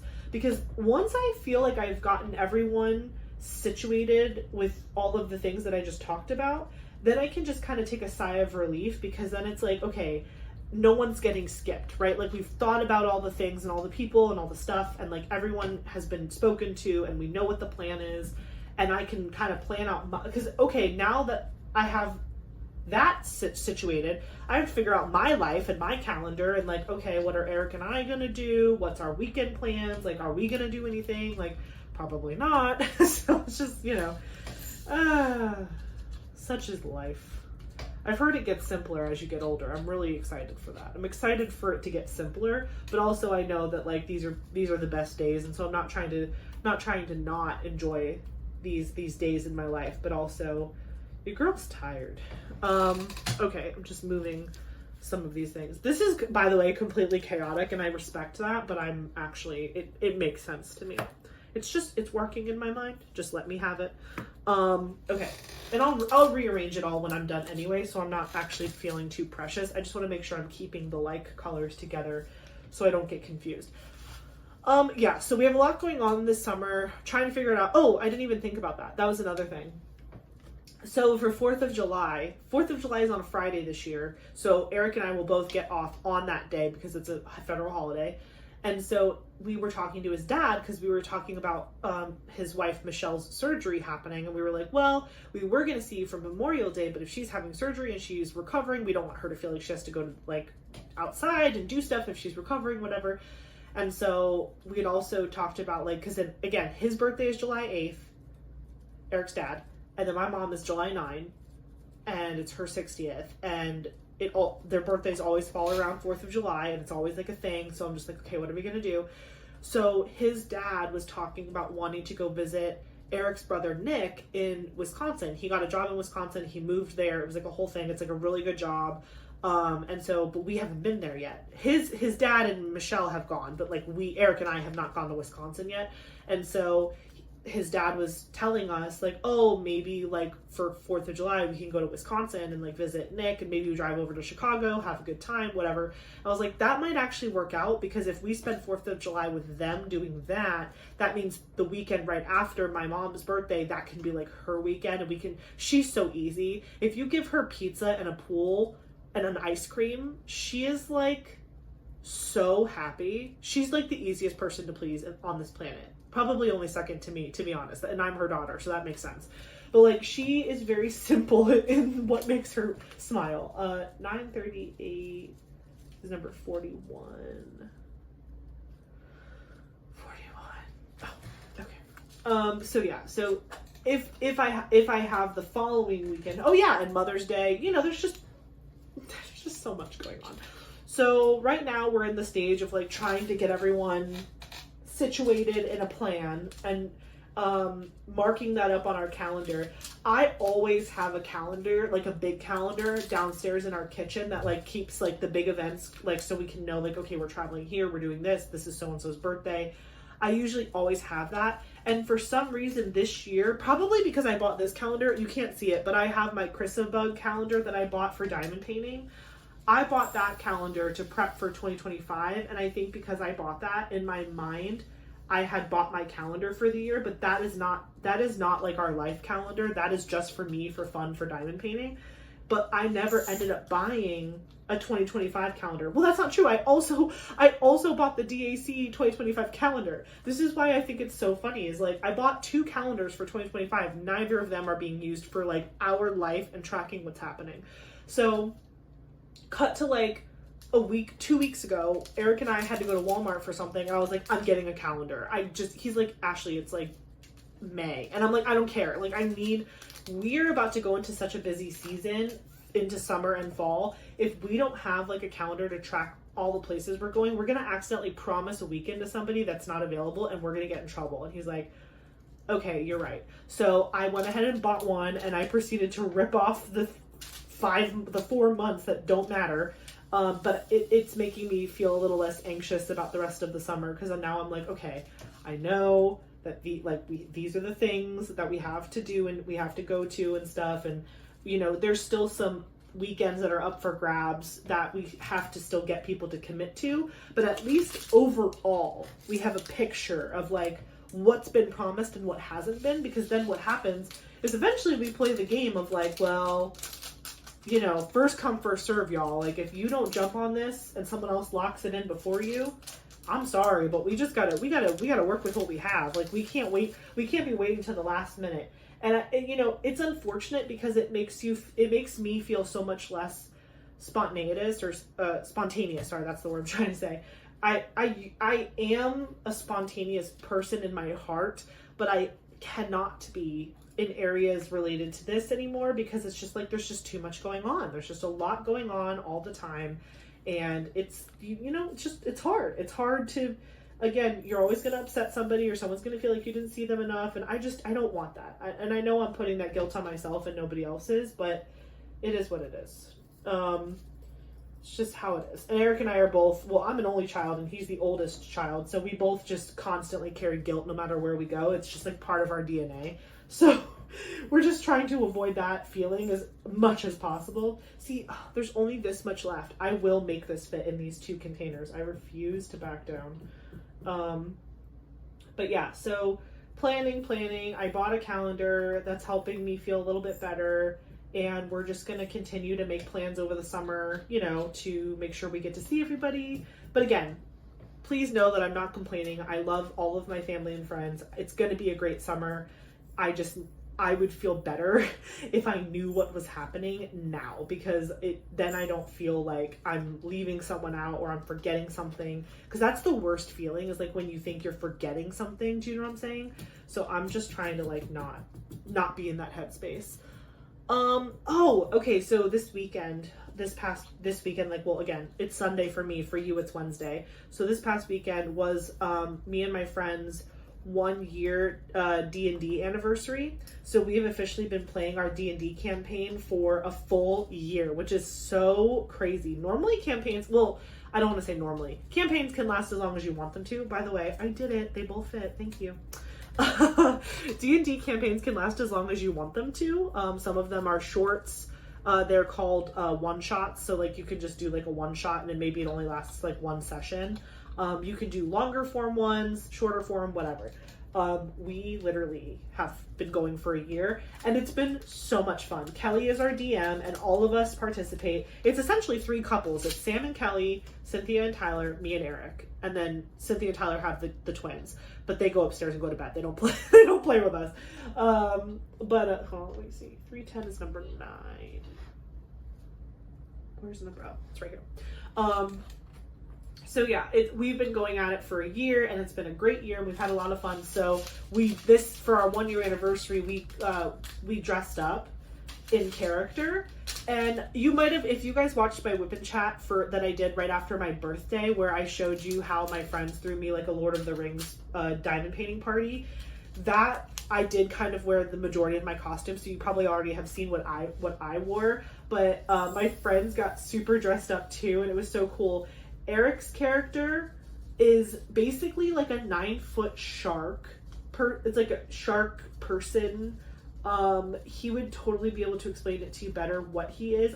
Honestly, I can't even remember what his class is. He's just like a giant shark dude. I don't know if he's like a barbarian. No, he's definitely not a barbarian. I think I'm so sad I can't remember what he is. He's something. And then our friend Tyler, his name is Mogar, and he's a barbarian. And he carries a big battle axe, and he's just like this half-orc barbarian thing. Then Cynthia, her character's name is Hazel, and she is an elf, but like very much like, I think she's an elf, maybe elf druid or elf something like that. Oh yeah, I don't remember exactly either. You know, you would think after a year I would have paid attention to what these people are, but it hasn't really affected the gameplay yet, so I guess those are the details that I just forget. But she is an elf, and she's like super plant-based, so she has like a lot of spells that like can affect plants, and she can use plants for really cool things, and like she's very much like Poison Ivy basically.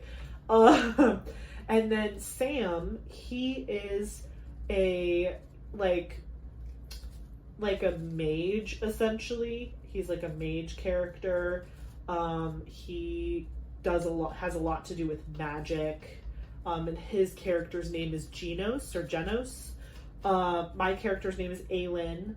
I am a elf ranger, so I use bow and arrow type weapons, and I'm also a drake warden, so I have a drake, or like a dragon essentially, companion. His name is Athalar, which I think is hilarious because he's a lightning dragon. If you know, you know. Anyway, and then Kelly's our DM. Did I miss anybody? No. Eric is a shark person. I'm an elf. Cynthia's an elf. Actually, I think Sam might also be an elf, but he's like a mage. Anyway, I should probably figure out what everybody really is and give you a better update than that, but that's all I have for you. Anyway, so we've been doing it for a year, and so we dressed up. Here, I'll put up a picture. I have a picture. We took a selfie of all of us in character, so I'll show you a picture of all of us right here while I'm chatting. But it was just like a really fun night. Sam is married to Kelly, who is our DM. He made Korean barbecue for us for dinner at the house. So we had like kimchi pancakes, and we had bulgogi, and we had there was like a bunch of salad stuff, and there was rice, and Eric, so Sam prepped this chicken, but it was like a spicy chicken marinade, and then Eric cooked it on the grill. Overall, it was just like a really good night. Oh, here's a really funny picture of me and Sam together. So Eric, of course, owns like real weapons. He has like swords, knives, cutlery, like all the cool like stuff. So he let me carry a couple weapons to the party, and so Sam and I had this like, one of my daggers had these 2 little daggers in it, and so we had them in our mouths looking all cool. We're just big nerds. But it was fun. It was a really fun time, and we just had fun. We ate a lot. We laughed a lot. It was good. 3843. Oh, so sorry. 3843 is number 61. 61. Okay. So dress up night was really fun, and we definitely left. Eric and I left Cynthia's house at 3 a.m. Yep. Went to bed at like 4 a.m. I woke up, well, I don't know if he even set an alarm. When I woke up, he was next to me in bed, like on his phone. But when I woke up, because my eyeballs like saw sunlight, it was 10:30 in the morning, which that is so rare for me. Like, I'm the type of person where it's like, when the sun's up, I'm up. Once my eyelids see sunlight, I'm usually like, bink. But I went to bed at 4 a.m. So if you really think about it, 4 to 5, 5 to 6, 6 to 7, 7 to 8, 8 to 9, 9 to 10. So 6.5 hours I slept, which is like actually a really good night's sleep for me. So I guess it worked out. Usually that's about what I need to be like a functioning human being, is like, I can run actually Cynthia and I were just talking about this the other day, which is really funny. An optimal, like me, like running optimal is like 6 hours of sleep. I know you're supposed to get 8. I know that. But 6 works for me. Okay. If I get 5 hours of sleep, I'm functional, but not at my best. Anything less than 5 hours, I'm not doing well. Unless I pretend it's a nap. If I go into the sleep calling it a nap, I am fine. If I lie to myself and say this is a nap, it's not bedtime, even if it is bedtime because of whatever the scenario is, I come out the other side much better than if I go into it pretending like I'm trying to go to bed for sleep time. And then honestly, if I get over 6, it's like about 6 or 7 hours of sleep, like if I get a full 8 hours of sleep, I am a groggy mess. I'm a complete mess. I can't be tolerated. You usually have to wake me up with food in your hand so you don't get bitten. Like, it's very unfortunate for everybody involved. So, yeah, I did get to sleep in this morning to catch up on, missing a lot of sleep last night. But it worked out because I'm yawning because I'm tired because I stayed up late, but I'm not like, I'm fine. Like, I'm me. I'm not like half of a human being right now. If I would have only gotten like 3 or 4 hours of sleep, I would be half of a human being, which would be bad because I'm going live tonight with my members for Inner Circle. So that would have been like really bad if I didn't actually get some sleep, but I did, and everything's fine. Speaking of which, let's talk about some diamond painting stuff. Actually, first of all, speaking of which, because we were talking about Eric or whatever, everybody that saw my unboxing of, like, so if you look at, again, you're seeing this on Wednesday, if you go back to last Friday's unboxing video, yes, one of the kits I unboxed was called Elven Castle by Eau Claire Studio. And in the video, oh, I almost did something bad. In the video, I unboxed it and I had told the story about how when I originally had purchased that canvas, Eric was like surprised that I had liked it because he was like, I'm not really into that one, and I'm surprised that you are, because usually he and I are like super in sync with that kind of thing. And I was like, what are you talking about? This is so good. He's like, I really like the original picture. I don't love how the spires of the castle were highlighted. He's just like, they look so chunky in the render compared to the actual picture where it's like very thin and more sleek looking. And we were just going back and forth. We were like play fighting about it. And then in the video, I brought him on camera and I was like, now that I have the canvas in my hands, do you feel differently? And he was like, no, I still feel like it looks weird. And I was like, come on. So then I said in the comments, let me know if you guys feel the same, if you're on Team Eric or Team Ashley. Like, do you think the render is weird and like you're not into it, or do you think he's crazy? Like, again, we were just messing around, but Team Eric definitely won.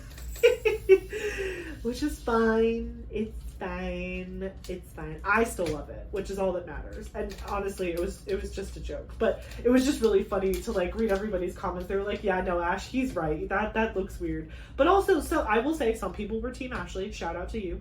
And also some people were Team, I need to see it finished, and I said that too. I was like, maybe even I would feel differently, or maybe he would feel differently again, like if he saw it finished. Like sometimes when you're looking at a render, it just isn't the same.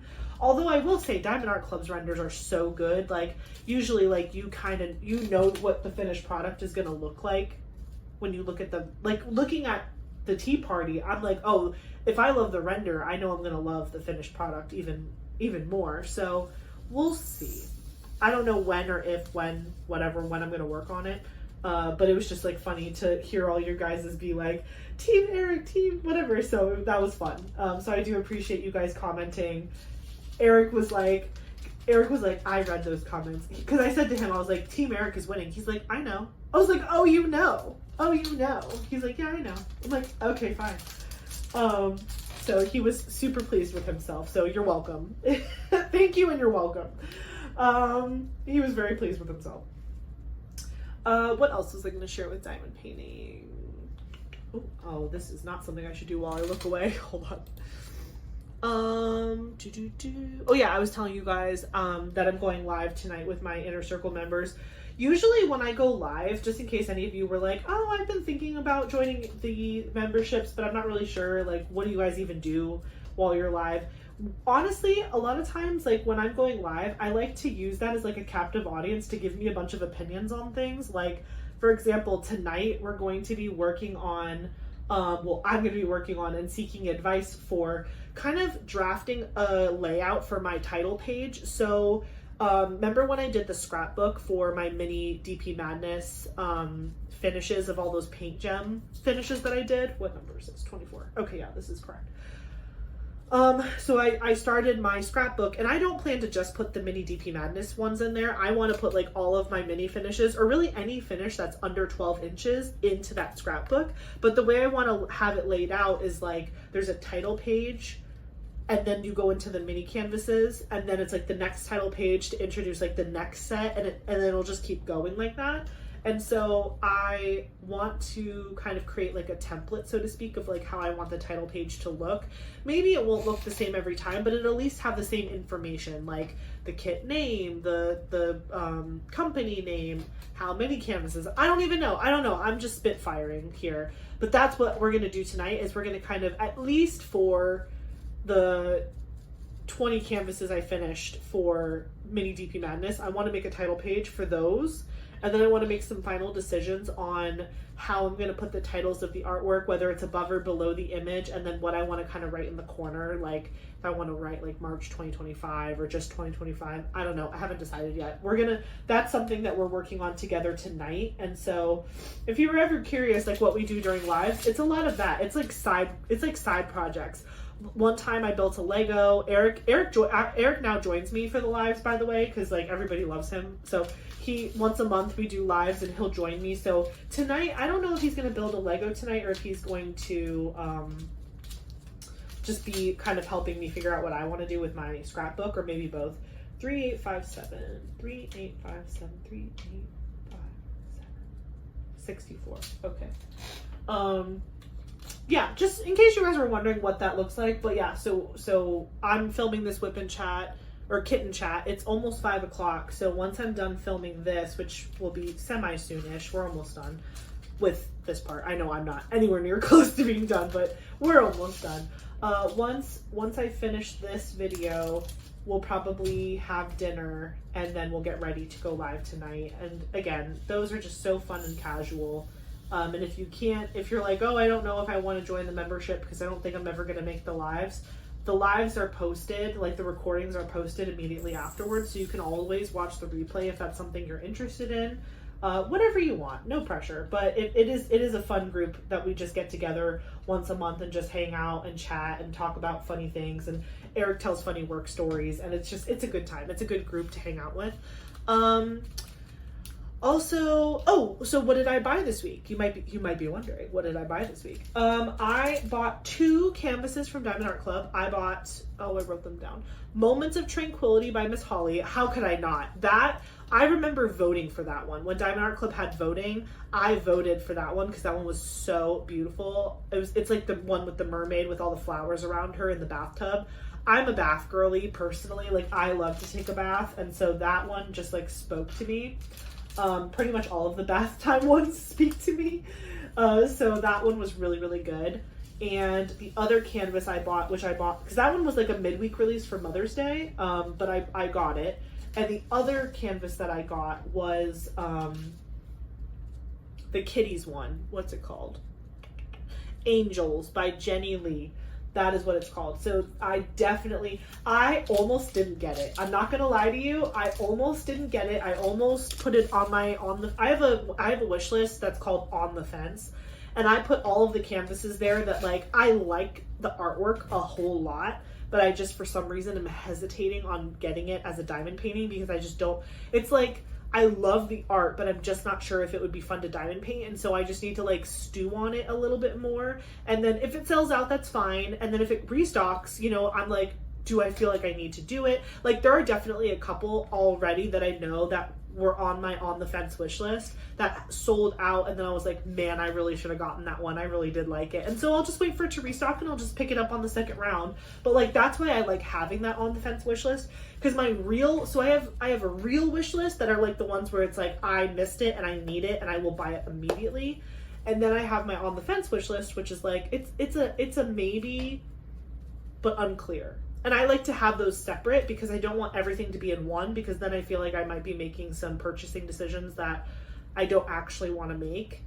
It's like I'd rather be like, these are the for sures and these are the maybes, and I just keep them separately. I also have a third wish list on Diamond Art Club that's just archived kits, and those are more so just so I can like visually see them and be like, if I see these in a D-stash, I know that they're archived and I can pick them up if I still want them. And there's only like maybe 5 on there that I haven't picked up yet that are archived. Some of them are more like rare, so that's why I haven't been able to get them yet, but I digress. So yeah, I bought 2 things from Diamond Art Club this week. And I still have a couple things like coming in from some small shops. Like I actually have a pretty decent sized Jada Gem Shop order that's coming in. I think I have like 3 canvases coming in from them. Obviously with like the tariffs and the shipping, and there's just so much going on right now. So I don't know when I'm going to get them. But when I do get them, I am planning to do like a massive Jada Gem Shop haul, because I have those 3. But then I've only unboxed my one Summer with the Masters canvas on the channel. I have not unboxed all the other Jada Gem Shop canvases that I've purchased. So I really want to do that for you guys. So I'll probably do like a massive Jada Gem Shop unboxing at one point once those canvases come in. It's just going to take time. So TBD on when, but just know it'll happen. It's going to happen eventually. But I'm excited to do that whenever those come in. And I think, is there any other canvases that I'm waiting on from other shops? I think that might be it. I think Jada Gem Shop and Diamond Art Club are the only 2 outstanding canvases that I have ordered incoming. But when those get here, obviously I'll share those with you as soon as I can, and that will be great. So I feel like we've literally gone through this entire video and you're like, is she ever going to talk about the Ivy Dolamore event? She's literally kidding up for. So if you had no idea, in May of 2025, Michaela Renee, Courtney from Diamonds Are a Girl's Best Friend, and myself are co-hosting an Ivy Dolamore, DP along, and it is in the month of May, so it's going to be starting tomorrow for you all, which is why I thought it was so timely that I kitted up today. Well, for you on the 30th. And so basically it's a really casual event, nothing crazy. We're not really doing like weekly videos. All 3 of us have talked about privately some ideas for videos that we've had related to like Ivy Dolamore canvases and like her artwork that we want to do throughout the month of May, but it's not going to be one of those things where it's like you have to watch all 3 videos and there's a code word and you have to put the code word in the thing and then you have to do this and you have to like be upside down and take a picture but put this code word. We're not making it super complicated, mostly because if I'm involved, I freak out when it's complicated. So I was like, I asked Michaela when she invited me to do it, I was like, it has to be equal to or less than the stress of mini DP Madness. She was like, oh, it's way less. It's not even the same. And I was like, okay, all right, I trust you. And she was so right. Like it's been so casual. Like we met like one time and she was like, okay, like why don't we do this, this, and this? And I was like, okay, that sounds great. So if you guys are wondering like what can you do to get involved with the event, so basically obviously you have to be doing an Ivy Dolamore canvas. Ivy Dolamore is only legally licensed with Diamond Art Club. I don't know if there's other cross stitch conversions available out there. There might be. So if there's like someone who legally licensed her with cross stitch and you want to do a cross stitch conversion, you could do that as well. Or whatever Ivy stuff that might be out there. We just prefer it to be legally licensed, of course. And if you look in our description box below here, there is a link to our Facebook group. That's where all of the posting is going to be happening. So like posting people's whips, us posting our videos that are related to Ivy Dolamore, you guys to be able to share tips and tricks with each other, anything you want to share, enhancement ideas. Like whenever I decide what enhancements I'm going to do on this canvas, I'll probably post them in that group. I'll talk about them on my channel eventually, but just in the interim, while I'm kind of like thinking through my options, like I might post that over in the Facebook group. Michaela and Courtney have also been posting in the Facebook group and stuff like that, kitting up and getting ready. And so that'll be kind of like our space to share and have community. And then I have to remember the date, Friday, May 16th at 8 p.m. Eastern Standard Time, us three girls are gonna go live, probably on Michaela's channel. And we're just gonna have like a fun night going live and talking about the event and whatever. And that night, I believe Michaela is going to be dropping a Google form into the Facebook group for the Ivy Dolamore event. And that is how people can enter to win grand prizes, which we're only going to give at the end of the event. So again, there's not like weekly prizes. There's no posts that you have to follow where it's like each week you have to post your progress under a certain picture. Nothing like that. It's just when we go live, Michaela's going to post a Google form so we can get your information so we know where to ship stuff. And at the very end of the event, we have a couple small shops that have reached out to us that wanted to do prizes. We didn't even reach out to anybody, honestly, I swear. The only people I think we reached out to was Diamond Art Club, and we might have something from them. But like we didn't want to make this like too big of a deal, but we did have a couple small shops reach out to us and be like, hey, we'd love to do something. And we were like, well, sure, what are we gonna say no? So it's more fun goodies for you guys anyway. So we do have a couple prizes that are going to go out at the end of the event, but again, it's not, you just have to fill out the Google form to be a prize contender, so to speak. It's not like you have to show anything to us necessarily. And if that changes, we'll let you know, but that's probably going to come out halfway through the month when we do that live. And again, that's May 16th, which is a Friday at 8 p.m. Eastern Standard Time. So take that with what you will. That's pretty much all the information about the event. Again, very low key, very relaxed. It's gonna be a good time. And again, I love those girls. I had a great time co-hosting with them and Kara from the Principal Painter. She is such, let me just tell you, she is like, you know how in like the world of like, there's like cheer moms and there's like soccer moms and like there's like those moms that just like cheer their kids on. That is what I feel like Kara is for us. Like Kara is our diamond painting mom and she's just constantly cheering us on. Like she's already in the Ivy Dolamore Facebook group posting and getting excited and like she's like, I'm excited to participate. And like she's hosting right now the Dakotathon, so she's already got all her own stuff going on. So it's just really nice to have support from other creators while they're doing stuff, we're doing stuff, everybody's doing stuff. It's just fun. I just really love this community. I love our community, just like Messy Girl Crafts community. I love the diamond painting community, but I've also found this really awesome community in the creators space. And I just think that it's really cool how much we all really do support each other. And like, we just want to keep seeing each other succeed. At least that's the experience I've had. I know not everybody has that experience, but me personally, like I've only met people that have been very happy, light and bright and encouraging. And I think that's really cool. And I've gotten to meet a lot of really cool people through people just asking me to host events with them. Again, I have not done any of this by myself. I've been invited every time and I kind of like it that way because it's like, okay, I'll help you. I don't want to be in charge, but I'll help you. 3830 57. Okay. So with that being said, the last event that I want to talk about is Summer with the Masters. I'm so excited. I know, like, literally this is my kickoff video talking about Ivy Dolamore, and I'm already talking about someone else's event that I'm so excited about. I can't help it. Summer with the Masters was like, after Drills and Chills, Summer with the Masters was like the big event that I was like, I want to participate in that so bad. And it's funny because I actually today, while I was getting all of this stuff ready for the video, I was watching Katie, Diamonds and Washi's latest like whip and chat, and she was just talking about how she almost didn't host. She almost took a year off and didn't host Summer with the Masters at all because she's obviously, again, she has a life, she has kids, a husband, she has a lot going on too. So like, full respect that she almost didn't do it, but I'm so glad she did because I was so excited to do this event. Like I wanted to do it so bad. And again, I had resigned myself to the fact that like if the event didn't happen, I was going to work on that canvas anyway, but I'm really excited to participate, and I really am excited to like join the Facebook group and see what everybody else is working on. Also, you know, doing masters artwork, like old masters artwork,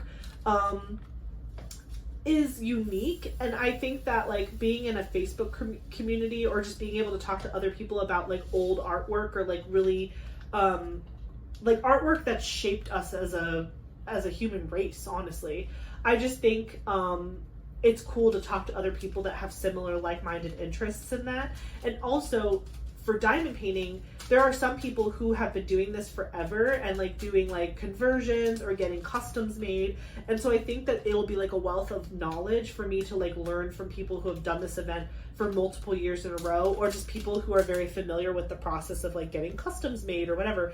The diamond painting that I will be doing is Vase with Pink Roses from Vincent van Gogh. And right, I'm pretty sure. Now, see, I say that and now I'm like, I want to double check because if I'm wrong, I will be so embarrassed. Let me see. Oops. I will check on my spreadsheet. I always say Van Gogh and then I'm like, wait, is it someone else? No, it is. Okay, I was right. I got myself nervous. It's Vincent van Gogh. Vase with Pink Roses. It is a square drill canvas.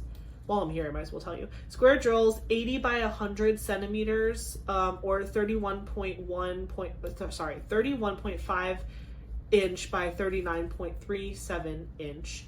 Extra large canvas, 128,000 diamonds approximately, 38 colors with 2 AVs and 1 glimmer drill, and it was delivered to me on December 2nd, 2024, which was my wedding anniversary, ironically.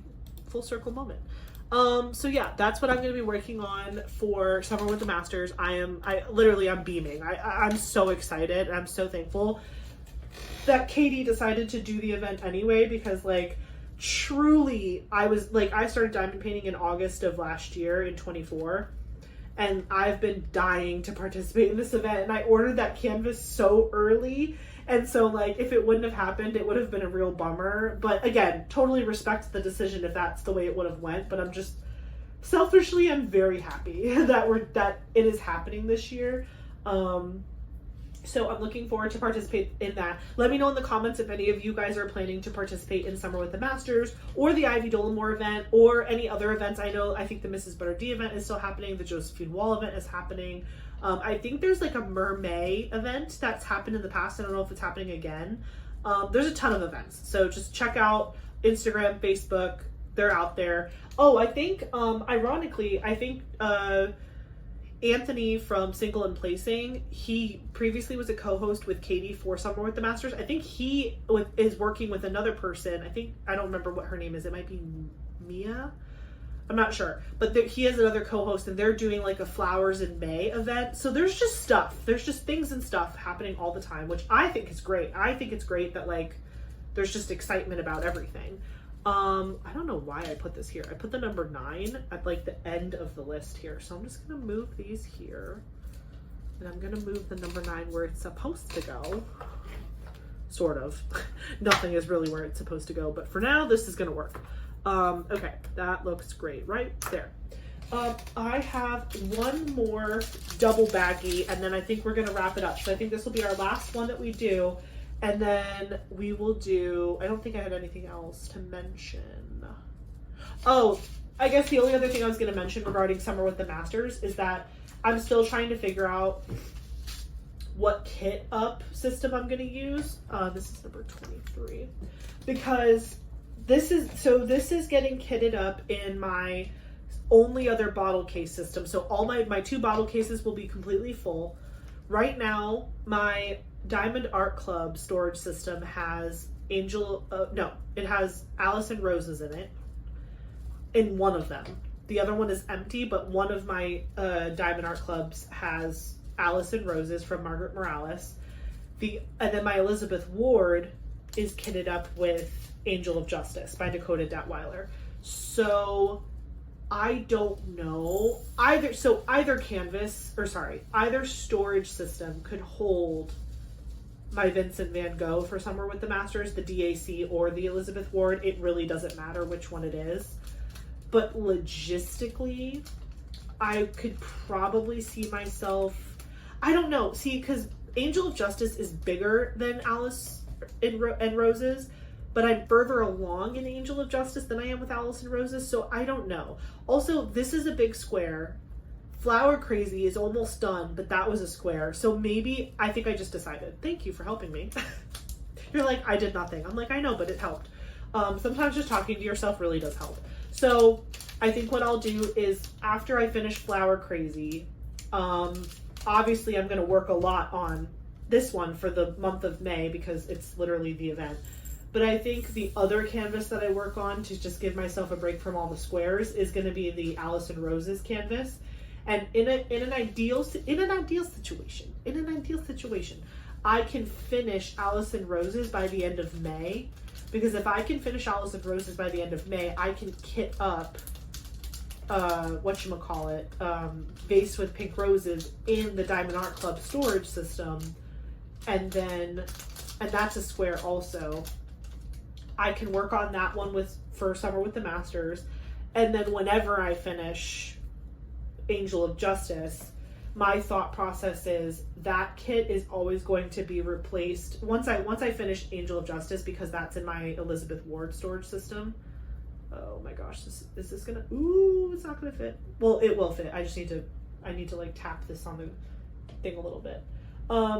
Once Angel of Justice is finished, I think it would be really cool, and I've mentioned this before, I think it'll be cool to have one XL diamond painting kitted up at all times, because what I don't want to happen is I don't want my entire stash just to become diamond paintings that are over 100 centimeters big, because I just keep picking smaller canvases, and then eventually my whole stash is just extra large paintings, which are going to burn me out, which I don't want to happen. So I think if I always have an extra large diamond painting like going on the side, that'll kind of be nice, because then I won't overdo it. Do you know what I mean? Like having one happening on the side and not really caring when it finishes. Like it's not tied to an event.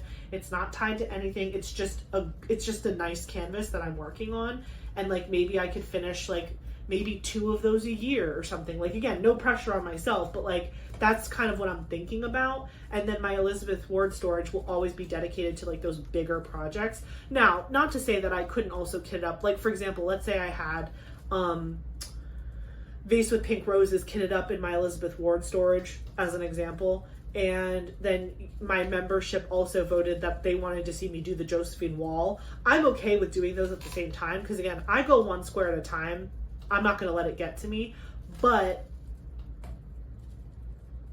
I think it would be good to always have one big one working, because then I won't just grow my stash to the point where I can never really get it down. I mean, obviously my stash has already probably surpassed my life expectancy at this point, but I want to do what I can to have diversity in what I'm working on the channel too. And so sometimes I'll work on small stuff, but then sometimes I'll work on big stuff. Right now, let me just peek at my stash tracker. Oops, I closed it. I want to see extra large. How many extra large canvases do I have in my stash right now? Looks like I have, oops, is that the end? 14 including the J wall, which I just got in like last week. So that's not that bad. 14, if I did 2 a year, that doesn't feel that bad. But granted, like obviously it could happen that I have more that I want to get. But I will say, when a canvas is over 100 centimeters, I think about it. I'm not just like buying it straight. I'm not just like, yup, I'm gonna get that one, and yup, like the large category, which is 70 centimeters up to 100 centimeters for me, I'm a little bit more open with that category because I just am. But if it's over 100 centimeters, I'm thinking about it. I'm like thinking like, do I really, really, really want that? And if it's a yes, I get it. But if it's a maybe, I might hold off, because again, I don't want that part of my stash to get too big, because those are the canvases that I think will burn me out if I only have those to choose from. Do you know what I'm saying? Okay, let me see what's going. Let's I just finished that last color of the doubles. So the only colors I have left are in this in this trough back here, which are like the single colors. So I figured we can do our question of the day and then we can wrap up this video. So let me pull out our book. Again, if you're new to the channel, during any kitten chat, whippin' chat, anything in chat, post review, kit down, we do a question of the day. 2000. What number should I pick? Should I pick a DMC number? I'm gonna pick whatever serial number 15 is, that's the DMC number that we'll use. So 15 is 353. So we're gonna do question 353. That's the DMC number that we're picking. So 353, 353. Has anyone ever approached you thinking you were someone else? That's the question. 353. Can you guys see that? Has anyone ever approached you thinking you were someone else?